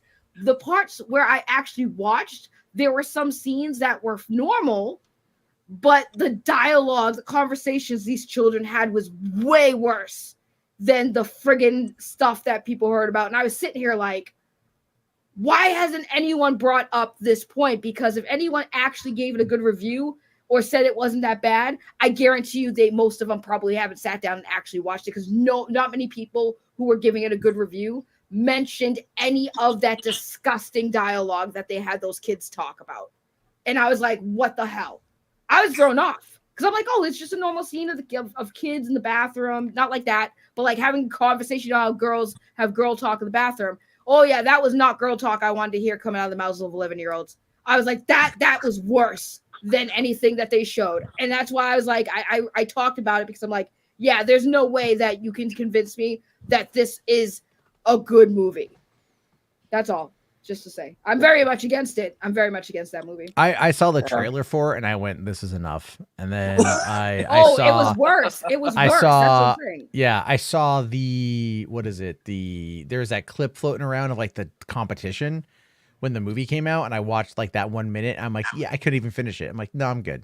No, like I'm good. not even kidding you. Like the first 5 minutes, I'm not even joking. The first 5 minutes on the dot of that movie, you see one of the girls in a crop top and leather like tight pants dancing like that, and I was like, oh no. I'm like 5 minutes in and we're already starting with this shit. And it was like I can understand. Here's the thing. I would have made it. I wouldn't even say I'd give it a pass, but I would understand the whole, we wanted to make the audience feel uncomfortable if at the end they did the dance scene and it was like, oh, gross, right at the end. But the entire movie, they were dancing like that and dressing like that. The whole movie. And that was when I was like, all right, like there was no need for this much in this movie. There was no need for it at all, but like this much was way too much. And I mean, I just couldn't stomach sitting through that movie. And I tell everybody, like, yeah, if you don't let the temptation get you, it is worse than the trailer presented it to be. Absolutely disgusting. I can't believe that Netflix kept that movie up. Well, I mean, it's Netflix. They'll keep it up. They need whatever they can to quote unquote bring in people to watch their content. So, well, I mean, the thing is though, is like they're the top of the pack. So, I mean, they also went through the rapid expansion that everyone else did as well, and that ended up being a big problem. Like that hurt them immensely. Like at the end of the day, like they're gonna have to also start scaling back as well. And if they don't scale back, they're going to kind of be in the same boat that they're in right now. Just it's going to continue. So I think that's what we're going to see for a lot of this stuff. And, I mean, we'll eventually, it's like they're going to, I should say, the shit's going to start turning into TV. Everything it tried getting away from very much is where it's going to end up going, unfortunately. Yeah. But at the meantime, you know what? There's still good content out there. We do talk about a lot of that content. Yeah. But what would be nice is if these companies would actually really, really, really start trying to curate better content that people can get involved in. But yeah, it is just that. But all right, guys, it is about 3 hours into this thing. I've got to go. All right. So it's been a fun night. We made Saggy cringe. Badly. We made traumatized, dude. Saggy cringe so much. Oh, it's hysterical. She was like, "Oh no, please, no." Yeah, it's yeah. Can we not talk about that, please? Thank you. It was just so bad. Have I ruined 50 Shades of Grey for you? You ruined sex entirely for me. I'm literally like asexual now. I never want to have sex again. I don't even want to masturbate. That's how much you've ruined sex for me. Matt traumatized Saggy. Yeah, I don't even want to have sexual relations at all with anything or anyone. Like I'm all set. She's about to get that traumatizing treatment just like Henry Cavill did when he was mistreated on Justice League. I'm just kidding. Well, you know what they say. I don't even know what to say. What do they have? I don't know. You know I what don't they know. say. I don't know what they say. All I know is that apparently if I have destroyed your labia, metaphorically speaking, Oh God. then maybe I don't know. I mean, You've done one thing that I never thought would ever happen. You've officially turned me completely off of. I don't even know if I want to be on YouTube anymore. Oh no. Don't self-delete. Don't self-delete. I said on YouTube. Whoa, wait, what do you? All right, goodbye, everybody. Have a good Don't night. self-delete on YouTube. Yeah, you got to be careful with those choice yeah, words. yeah, bro. don't, yeah. This isn't That's Minecraft. What are you talking about? Yeah, that when you say that, that means a whole different thing. I don't know if you knew that, but yeah, when you say self-delete, that's Yeah. When you say self-delete, like you said you were gonna leave YouTube, so I'm like, don't self-delete on YouTube, like. Don't listen. We have people watching us, trying to find every way of trying to canceling me and Matt. Let's make it a little bit harder for them, okay? Because they're trying very hard right now. Oh, Well, don't worry. here's what if you think I'll Matt say to thinks- that. By the way, war were declared on us. I just want you to know, war were declared. Like legitimately, war were declared By who? Oh, jeez. by By by those people. them? Oh, War, God. Great. war were declared. It's war now. All right. I don't. Well, What anyway. does war? Hey, What does hey. war on YouTube or what does war on social media look like? Are they just gonna like? It's more of the same stupid shit, is what it is. Oh, But you know what's not stupid? There's 134 of you still in here. Only 48 likes, guys. Let's get it up there. Let's get to at least 60. We Go can on, do hit 60. that like, y'all. Hit the like. Go ahead and smack that like, and maybe Yeah. I'll creep out Saggy again. Yeah. No, Bitch, no, bitch, guys, slap the like button like how don't- Eric Cartman gets slapped in South Park. don't do that to me, please. If you guys have any compassion in your hearts, please don't support him, like making me like lose my mind over his cringe. Please, I beg you. Like, what do I have to do to get you guys to like finally side with me? Because you guys side with Matt all the time. What do I need to do? Do I have to shut up and not come here anymore? Because I'll do that. I will do that. That's a line, you know it. That's also that's 100% a lie. Because I That's can't. I'll 100% stop lie. You have siding too with much. You have too people. much fun here. That's just the whole point. Yeah, I can't quit. I can't. I'll stop lying. siding with people if I'm I'm just accepted on here, and when I'm accepted more by a bunch of other people here on the internet. I just want to be accepted. I'm just kidding. You sound like you're from Tumblr. I'm not from Tumblr. Nah. Anyway. Largely, if you've come here to try to cancel me, get fucked. I don't care. Yeah. Good hey, luck. Better Hey, people fuck have all the tried. people that are declaring war. Well, I mean, these are people that are just like, we won't talk to anyone we don't like, but we're gonna go to war over some stuff people said about us. Anyway, also, what McLeod asking, do I think Trump will get arrested tomorrow? I mean, listen, it's humanity. Do we deserve that? The answer to that is, have we been good enough to get that president? The answer to that is clearly no. So I don't know what's going to happen, but either way, it's going to be wild. I mean, there is an entire barricade around the Manhattan DA's office right now, and all officers in New York are required to show up tomorrow in full uniform. So who knows what's going to happen, baby? Who knows, man? Hey, listen, Tomorrow- if our what democracy topples, Trump might get arrested. For what? I'll tell you. Oh. Okay, long and short of it is campaign finance violation. Oh, I don't Because- follow politics. Sorry, I didn't Because know. he had an affair with Yeah. the porn star Stormy Daniels, and then before the 2016 election, she was paid off $130,000 by Michael Cohen, who was Trump's lawyer at the time, and I think he billed like the Trump organization or something like that, or he billed them the money back, but they view it as an illegal campaign contribution. So it's violation of campaign finance. Now we're in highly unprecedented territory, and they're kind of flying by the seat of their pants. But again, all I care about, truthfully, is if Trump gets a perp walk, which won't happen.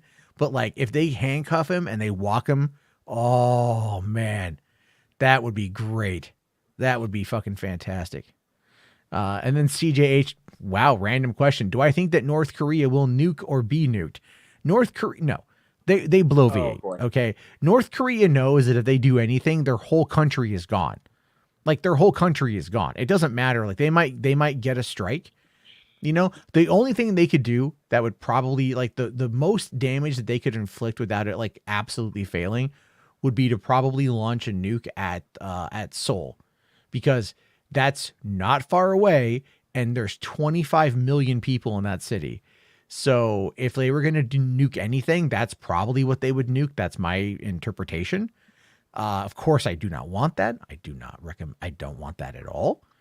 But they also know that if they do anything, they're 100% fucked. And I don't think they're gonna fuck with that. I feel like every country is like, we're waiting for someone to give us a reason. Like, I feel like that's literally every country in the world right now. We're waiting for a reason. Give us a reason to push a button. Bottom line, this is just a weird world we're all living in right now. Well, yeah, we're always in a weird ass world. I mean, 100%. You know, like everything is crazy. My thing is like, I'm like, look, I just want to like make enough to like support my family. Like, that's really where I'm at with it. And I don't want anyone to die or get hurt or nothing like that. Also, Real Talk is asking, War Games turns 40. Do I feel old yet? Yeah, I turned 41 in 6 days. Oh, so yes, I feel old. I'm gonna forget your birthday. And then enjoy my distractions. Like, shut the fuck up, dude. Like, I'm gonna forget your birthday, and I'm gonna let Grace know, and then she'll be like, "How could you forget somebody so important to you like that's birthday?" I mean, if you forget, that's fine. Yeah, Grace gonna have a weird. I probably will. I don't remember birthdays for the life of me. It takes me a while, but anyway. Yeah, it's all good. I mean, you know, I mean, birthdays come, birthdays go, right? So yeah. Come. They come and go. They come and go. Like with the flick of a few fingers, they just. All right. Darkness, please. Darkness, no, don't do it. Don't do it to me. Okay. Good night, everybody. Thanks for having me. She explored her cavernous nether regions with her fingers. Please, Matt. Like a cave diver spelunking for the first time. The walls were rough, moist, Matt, but not so scratchy oh my God, that they couldn't be. Matt. Jesus. Please. I can't listen to this from your mouth, dude. Like, jeez. Like, I do. Who fucking talks like that? And just like, please. Oh my God. Like, geez, stop. This is not. This is so disturbing, dude. Listen, people are trying really hard to cancel me. This is how you get me to shut up, is you just do what Matt did in the most awful. I just can't. What? I was like describing, like, you know, I was describing a woman exploring her vagina. Like, it's a natural thing. Stop. Right? Stop. I mean, like, you know, anatomy is anatomy. We can't be afraid of anatomy. It's like, Matt, I don't want to hear it from you. That's all. I'm like, I just don't want to hear you talk like that. But like, that's so weird because like I have a great voice for it. Matt, okay, so you know, okay, you want to know why? Okay, so the reason why I don't want to hear you talk like this is the same reason why you don't want to sign up to my OnlyFans. It's when it's a friend, it's very uncomfortable, man. It's very uncomfortable. Like, I mean, we say certain things and we make jokes, but like that whole thing you just said was so cringe. It wasn't even like, it was cringe uncomfortable. It wasn't sexy. It was just cringe. It's not trying to be sexy. It's not trying to be sexy. And that's what makes it even I'm worse. not trying to be sexy with that. I'm literally saying it like in a deadpan way. Or trying to say it in a deadpan way in order to make it as cringe as possible. Like, I mean, the not meant to could be get sexy. turned on from how Matt's talking. Like, God, I like literally don't ever want to like have sex again after this. This is like awful. It's moist, scary. porous, cavernous. I'm dead. He's so gross, though. He is so gross. Like, I thought I was gross, man. Sometimes the shit that comes out of my mouth. But wow, man. No. I've been around the block for a while. Yeah, so, we know you're a prostitute. I know. Oh, yeah, I'm just saying. Shit. He is a prostitute. He knows what he does at night. He's not an Uber driver. I love how everybody talks shit, calls him the Uber driver. I'm like, he's not. He says he's an Uber driver, but he's really a man of the night. I is a- deliver people's food, and I watched a video today that's most likely gonna like about a drone technology that's gonna probably put me out of work in the next year or so. Oh, So- jeez. Well, I mean, technology's getting so creative. It's like it's kind No, of scary. the Mark, God, the guy who did the glitter bomb stuff. You know that guy, the Mark Robinson guy, I think is what his name is. Oh yeah, I love the glitter bomb guy. I've Yeah. heard He of put out a new video about a drone technology called Zipline. It's like it was a really good video. It was a really solid video. But I was laughing. I'm like watching this thing, and it's like, yeah, if this technology comes to the States, it's going to be like they could deliver. Just watch the video. They use like drone technology in Rwanda to deliver like life-saving medicine and blood to like hospitals within like 15, 20 minutes from upwards of 75 miles away. And they operate 24 hours a day, 7 days a week. I was like, it's crazy Yeah, cool. but how would it pick up food? So the idea, they actually explain that in the video. The technology is expanding, to where like what they can do is they can have these distribution platforms on the side of a building, right, for like Amazon or whatever. So people come up, they load the package, they put it in the little container, it goes out to a landing pad. The drone takes it, the drone travels to the destination, and then it hovers above like the house or whatever the drop off point is, lowers the container down about 400 feet, and it can actually, based upon wind speed and rain and whatever, it can actually like, drop the package with pretty dinner plate accuracy for where you want it to go, and then just drop it off and fly away. So you could sit there and have like your Amazon mad package. people are gonna steal that drone, right? They're gonna try to steal the drone. Oh yeah, they'll shoot it down. They'll definitely try to Oh, shoot it yeah. down in some instances. But what I mean by that They is like, will. imagine like, if you have a backyard in like suburbia, you could just go like, here's where I want it to land, and it will land right in your backyard. Like, porch fire in there again, and you can do this for food and stuff too. Have it there in a couple minutes, sort of thing. So yeah, it would put people like me out of a job. It would take, the 2,000-pound car that I drive, and it would take it off the road. Yeah, but It would be like it would save you a lot of Detroit Become gas. Human. You'd have to get a real job. This is a real job. like this is a real job. Being cringe on the internet's a real job. This is actually God. how I pay half my bills. So guys, it- he's literally setting up for his stream where he's saying, guys, the drones put me out of work. You got to give me more money. He's gonna go I full mean- grifter. He's gonna go I full mean- grifter. Listen, Well, I yeah. have to call, and then I have to call you out on YouTube as a If we- grifter. no, I look, for one, I have no problem going and getting another job, but it's just like, I'm just saying, I was like, that the technology movement is there. And no, but I wouldn't, as I've repeatedly stated, I'd love to do Hollywood After Dark every single night. This shit's a lot of fun. yeah. It is. Plus, Matt, if somehow, some way, these robots do take over and you're out of a job, this could be like a game called Detroit Become Human, where the robots get invented and they're pretty much replacing people when it comes to working, and they're the new workforce, and a bunch of people are just like, this is unfair, and they start protesting, and yeah. Well, here, I'll show you guys this. I tried, so I've been messing around with AI art, right? And earlier today I tried to, because I did that live stream about the hate me thing. And, I saw that, by the way. That was and what I wanted to do was I wanted to take my image you see right now, my bio image. I put that into Midjourney, and I was like, make me like kind of laughing like Satan, look like Satan or whatever. And like, this is what it came up with. And I'm like, that's creepy. Ew. That's creepy. Ew. Yeah. And I'm like, for one, like, why am I wearing a beanie? Two, it doesn't even like the horn right there is like, this meant to be a horn. It just looks like herpes. So, you know. Oh, God. Apparently AI thinks beanies are associated with Satan. So Oh. I mean, there's a lot of different, there's this one. This is like the 4 different options they gave me. What? These look nothing like. Oh my God. they don't They even don't- look like you though. They don't look like me at all. It's kind of like, I was like, okay, like, all right, I don't quite know what's going on with that one. And then, but here's like, this is another one. This one, like, I mean, I dig the way that like the AI made the stuff look, but it doesn't look anything like me. Maybe the bottom What the left one hell? does. The top right one looks a little bit more like you. Oh yeah, no, that one does. The top right. The top one right, looks more like kind you, of. yeah. I mean, like it's just like it's the bottom left one is just really weird, but it looks like you can tell it's AI, Matt, but it looks like in the bottom left one you're wearing a fucking tank top or whatever. it the does fuck look you're like wearing. that. Yeah, it looks You're like I'm wearing wearing a tank top. woman's Yeah. bra. Well, I'm proud of look, you. a I made you look brosier skinnier. is something that could really help a lot of men to lift and separate. You know what I mean? Oh yeah, I mean who knows? So, But it's like I was just fucking around with it today, and like this is what it came up with, and I was like, like this is the first one that it came up with, and everything. Like, who the fuck is that in the top right? What the hell?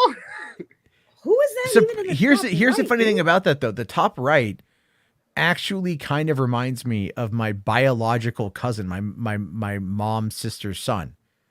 So like we do share some DNA, but like I thought that was interesting. But then the bottom right one looks like Total Biscuit, like before the cancer.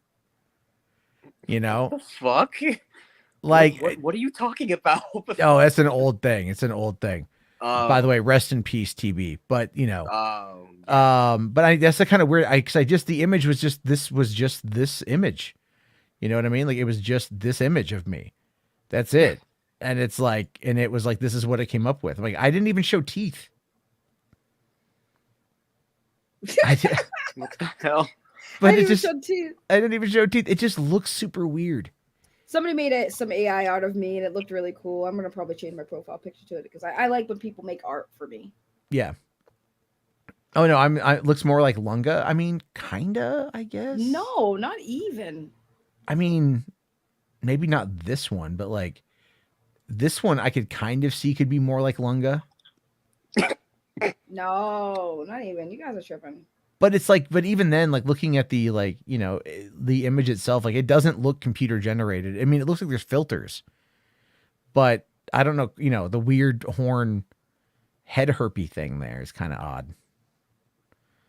Can AI show an image of AI? Maybe. Oh yeah, it looks like Vito a little bit, Oh, a little bit, Shit. Oh no, no, Oh, no. a shit. little bit, I guess. Good old, Oh my good God. old Vito. Oh jeez. Oh my God. Oh. I don't know. I don't know what the hell's been up with Vito lately, but You know, who Vito cares? is Vito. yeah, I know how he is. Let's see. Hold on though. There's one last super chat here from Peter Rabbit Defender, buddy. Thank you. Says, all right. So let's break this. Who's the worst human being, Syl or Zod Rider? Zod is insane. That is insane. He belongs to an asylum. What Syl did to Autumn's memory is disgusting. I can answer this question automatically. Can I? Sure. Yeah. Go ahead. Sil Abdul. Why is No, that? definitely so. Oh, Definitely Sil. I say Sil because of what the fuck he did with Autumn. That's fucking disgusting, dude. That's And not sickening. only that, took the opportunity to take a stream that was meant to be to remind people why they're fighting for Zach's, you know, daughter, to use Yeah. that to shit talk other people. Yeah. Like what the hell, man? Yeah. That's And- insane. I didn't even watch it. I just heard about it. I'm like, if they were sitting there spending that time on that stream to like use it to fuel the drama, like I said in my stream earlier, that's literally their motivation. That is what they're doing. They're playing the outrage game. They are basically no better than geeks and gamers when it comes to outrage culture. If anything, I think though they're worse than anything Geeks and Gamers has ever said or done, because as far as I know, I have not seen Geeks and Gamers take somebody's deceased child and use that to enrage their community. Matter of fact, I do recall Geeks and Gamers actually disavowed somebody saying some disgusting comments about Zach's child and the situation about their passing. They actually disavowed and distanced themselves from that person. That person was kicked out of the Cool Kids Club immediately. So Yeah.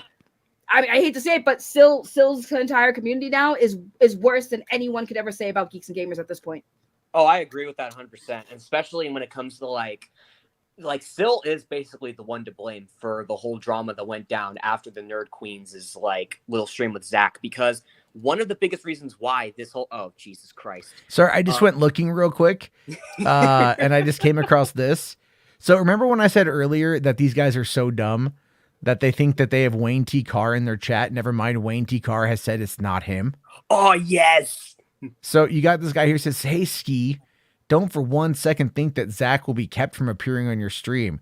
Don't forget we have Wayne T. Carr support, and he'll definitely appear on your channel. And Zach also trusts Wayne."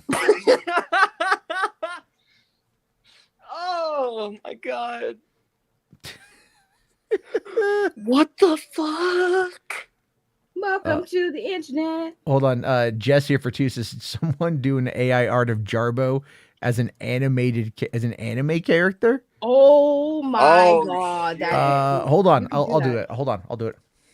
Yeah. Yeah, while he does that, I know that's a tough pill to swallow because a lot of people in this chat are not fans of Geeks and Gamers. I understand that, and this is not me for any way, shape, or form defending them against how you guys feel. But like when it comes down to it, like I said, when Mecha Random 42 said the nasty, disgusting comments she said about Zack Snyder's daughter Autumn, the entire Geeks and Gamers people were like all set.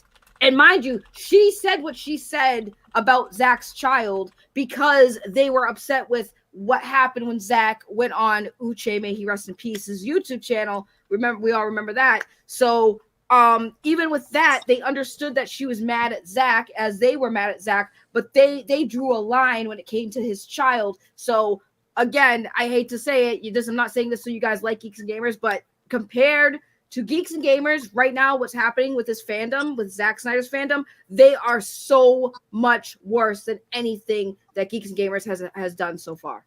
Oh, they are. And part of the reason why they are worse is kind of trying to go back to with what they did with the Nerd Queens when they had Zach on their stream.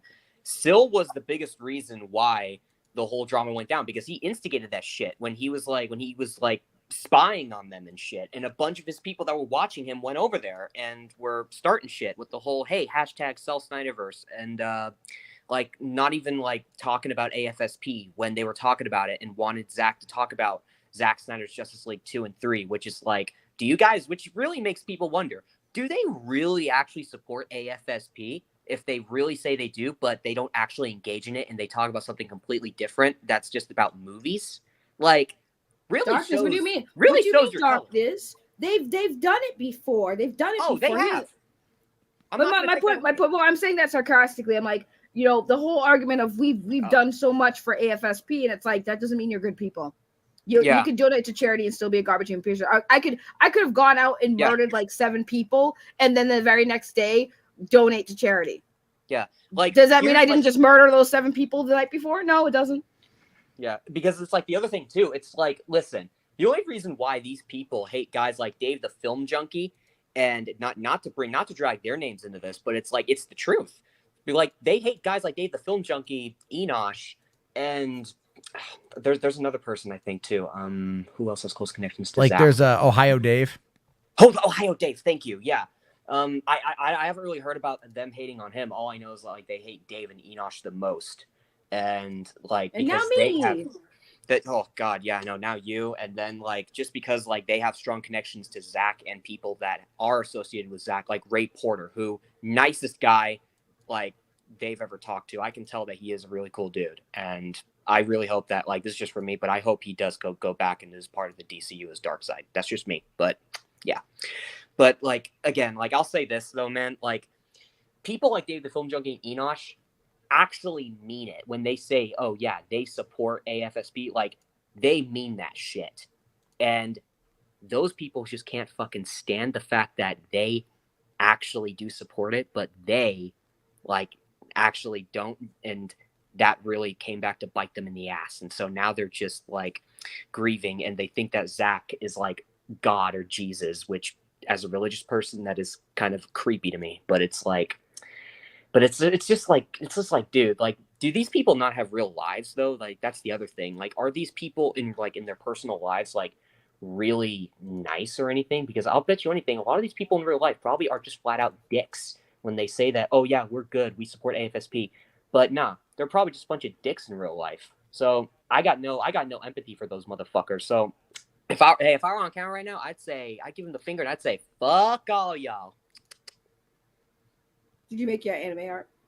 Yeah, I'm trying to upscale one right now. Darkness just goes on rants, and I'm just like, That's okay. That's okay. No, I wasn't saying it wasn't okay. I was like, I agree. I'm just vibing while he's talking. That's all. Yeah. Sure. This is here for 5 things. Says this is Matt Jarbo, and I want everyone in chat to like the thumbs up if they want pie.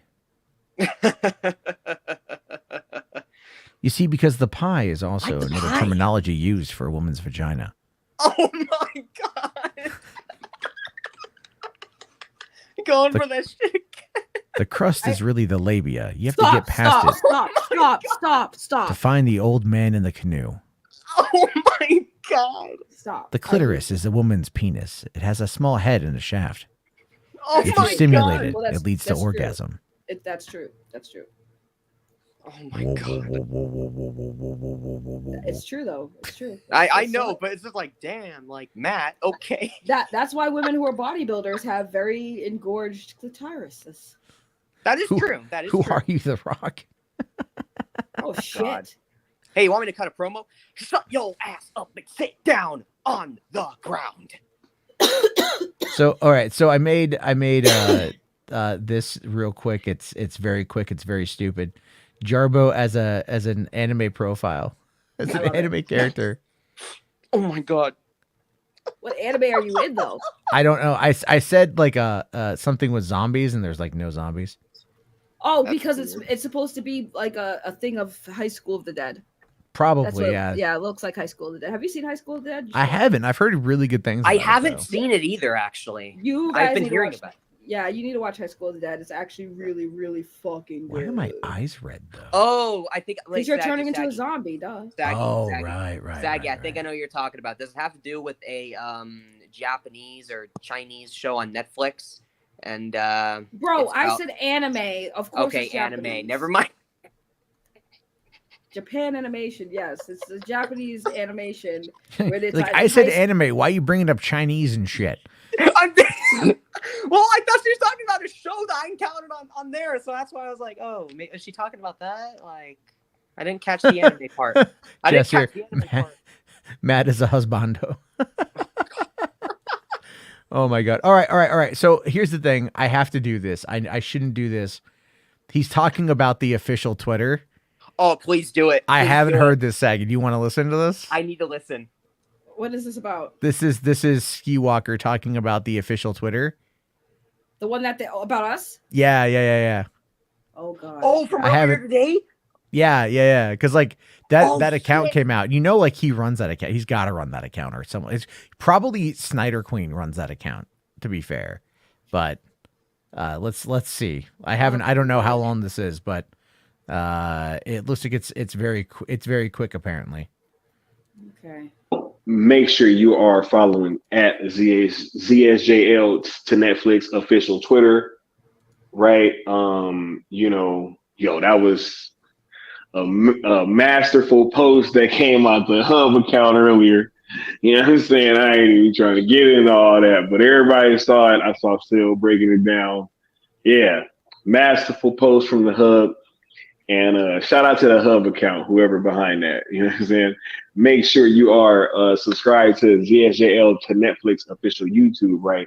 They just dropped that hype video, right? That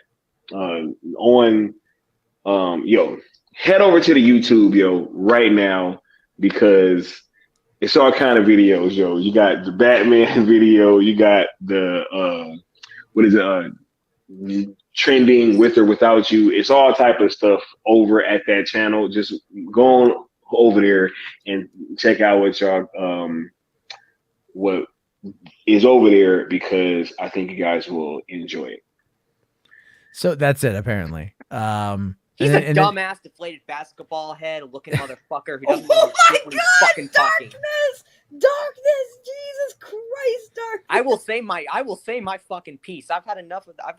This motherfucker right here, man. my He's God. a fucking idiot. He's an idiot. He's such He's a an deflated idiot. basketball. I can't. He's a fucking idiot, is what he is. He's a fucking idiot. Yo, Darkness got no chill, and I'm here for it. Oh my god. It's the truth. He's a deflated basketball head, low life, nobody bitch who's got no fucking pussy to go at. That's why he's running at Saggy and Ash like a little fucking bitch. That's why he's just a little fucking low life, little pussy ass motherfucker in New York. And he's just a little, not New York, California. sorry, in LA. Oh, my area. He lives in California, the same state I do. Living in fucking LA with all the other weirdos over in LA that probably fucking spray paint all sorts of weird shit on fucking cars and shit. Like, Wait. He's got a job. Oh, I know he does. I'm just saying. He's a fucking weird low life motherfucker. But it's the La Quinta Inn. If you know, you know. I fucking can't, bro. I can't. Yo, No, I'm not dropping the N-word. I don't not want that shit on Matt nor on me. I Wait, are you black or are you white? I'm white. Yeah, you sound white. Yeah, don't say it. Yeah, I'm not. No. Yeah, don't trust say me. it. Don't say it. I'm very respectful. You're like, you bald head, you basketball headed bitch. I'm a very respectful person. I'm a very respectful individual. I'm super nice to everybody, but fuck that guy. He looks like he looks like Michael Jordan's like testicle. He looks like he'd come out of Michael B. Jordan's asshole when he takes a shit, and this is the result. Darkness, stop. Darkness, stop. You are. I get the energy. I appreciate the passion. I really do. Oh my god, Darkness, stop, bro. Bro. He lost me at the deflated basketball. I don't know why. I don't know why that was funny, but it's the truth, though, is it not? I mean, let's face it. My God. He's a dumbass, deflated basketball idiot who thinks that licensing a whole DC universe to Netflix is going to work, even though the entire DCEU is going to get shipped over there, and a bunch of movies that are part of the DCEU that they don't like is going to go over there as well, and a bunch of other DC properties that are probably going to go shipped over there as well. So that's on them if Netflix does actually tend to buy the Snyderverse. Which, newsflash, they ain't going to do so, bitches. Oh my god, I'm fucking done, dude. I can't. This is not. I'm gonna watch tomorrow. Matt, tomorrow they're gonna go and they're gonna clip that rant. Be like, these are the people who are going. Oh, I fucking welcome it. Clip it, bitches. Clip it, you little fucking bitch ass. If this was the movie Basketball, Darkness is totally squeak. Darkness just went in without lubrication. Oh my god, I can't, bro. Yeah. I can't. Hey, if they want to clip this, they want to come find me on Twitter, send me a link. They can send me a fucking link. I'll happily go over there and be like, "What's good, bitches? You want to fucking try and debate me or what, bro? I'm fucking here. The fuck you gonna do?"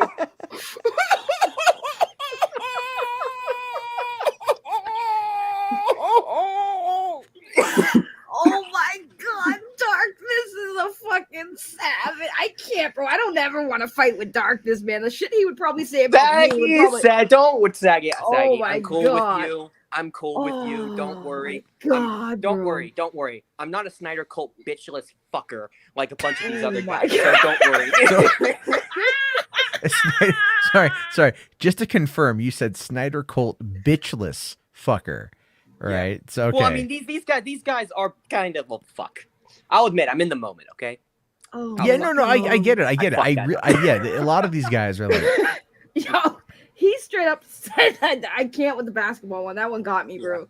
Yeah. That one got me. Yeah. I mean, these guys. I mean, let's be fair. These Snyder cultist guys don't have any balls, and they pretty much just have to go and just kind of ask permission and just do a bunch of weird ass shit, probably just to really suck up and really get Zach's attention, and probably pray to him like he's God, and really just try to get some type of attention that is just absolutely worthless, and that's not going to lead to anything. Yeah.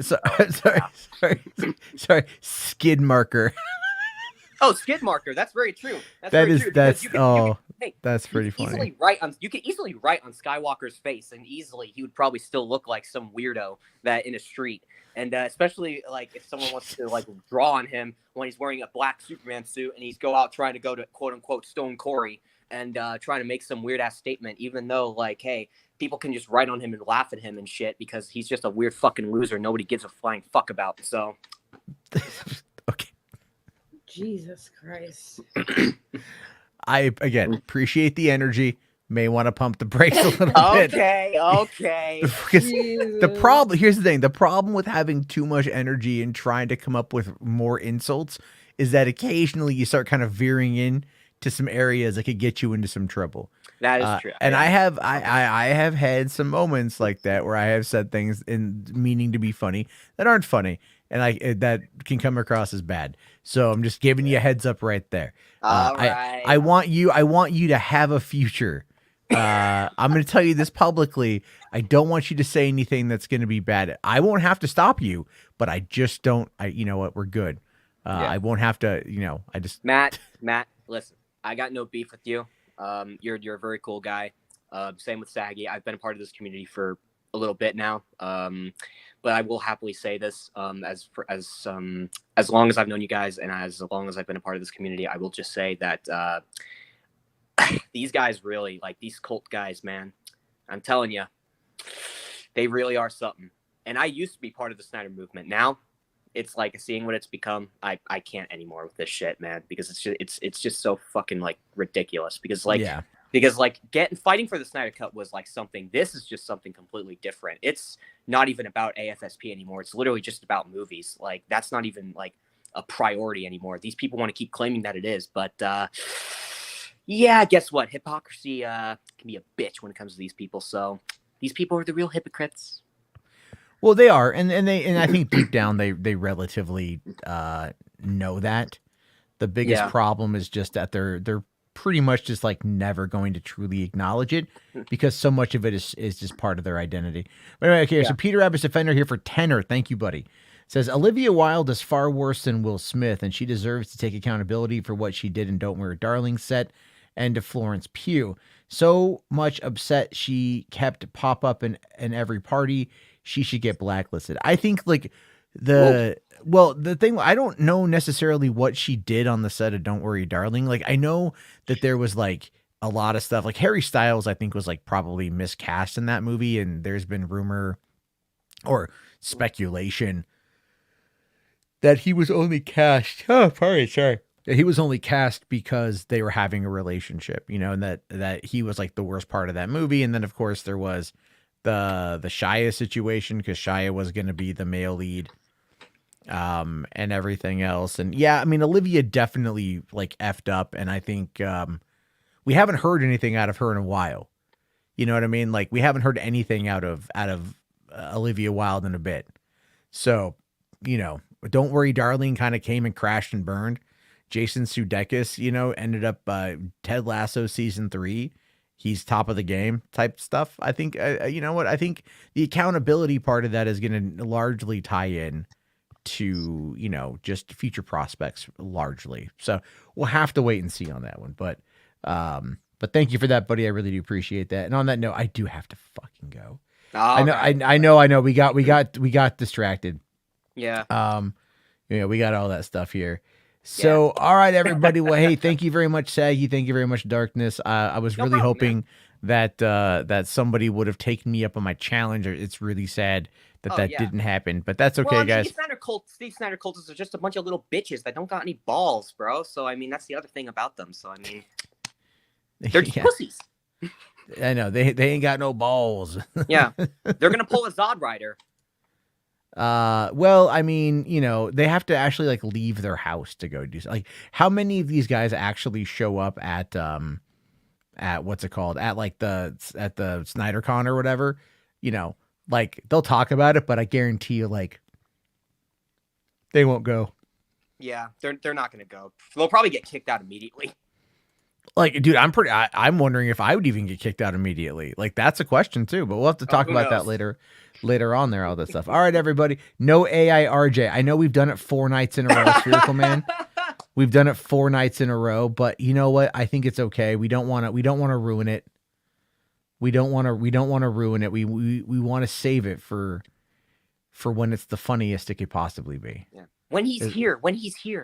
He really doesn't like it when we play it.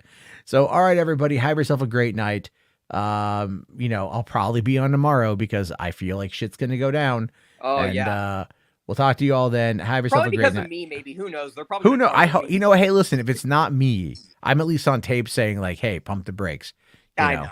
But then it doesn't matter. It doesn't matter. They all hate me and they all fear me and they all probably, really wish they could spend the night with me. Yeah. If they try to get at me, they're gonna try and find a way to get you in it on some way. Weird. I don't It's care. Like, so fucking weird. It's look, weird from these guys, man. The last thing I'll say is this: these motherfuckers don't even know what it's like to have the ire of the internet on somebody. They don't even fucking know. I don't give a shit. Period. Point blank. But I appreciate each and every one of you guys who hung out with us for 3.5 hours. The super chats, the channel members, the fun, the humor, and of course making Saggy just cringe because that's what we're doing. Bye.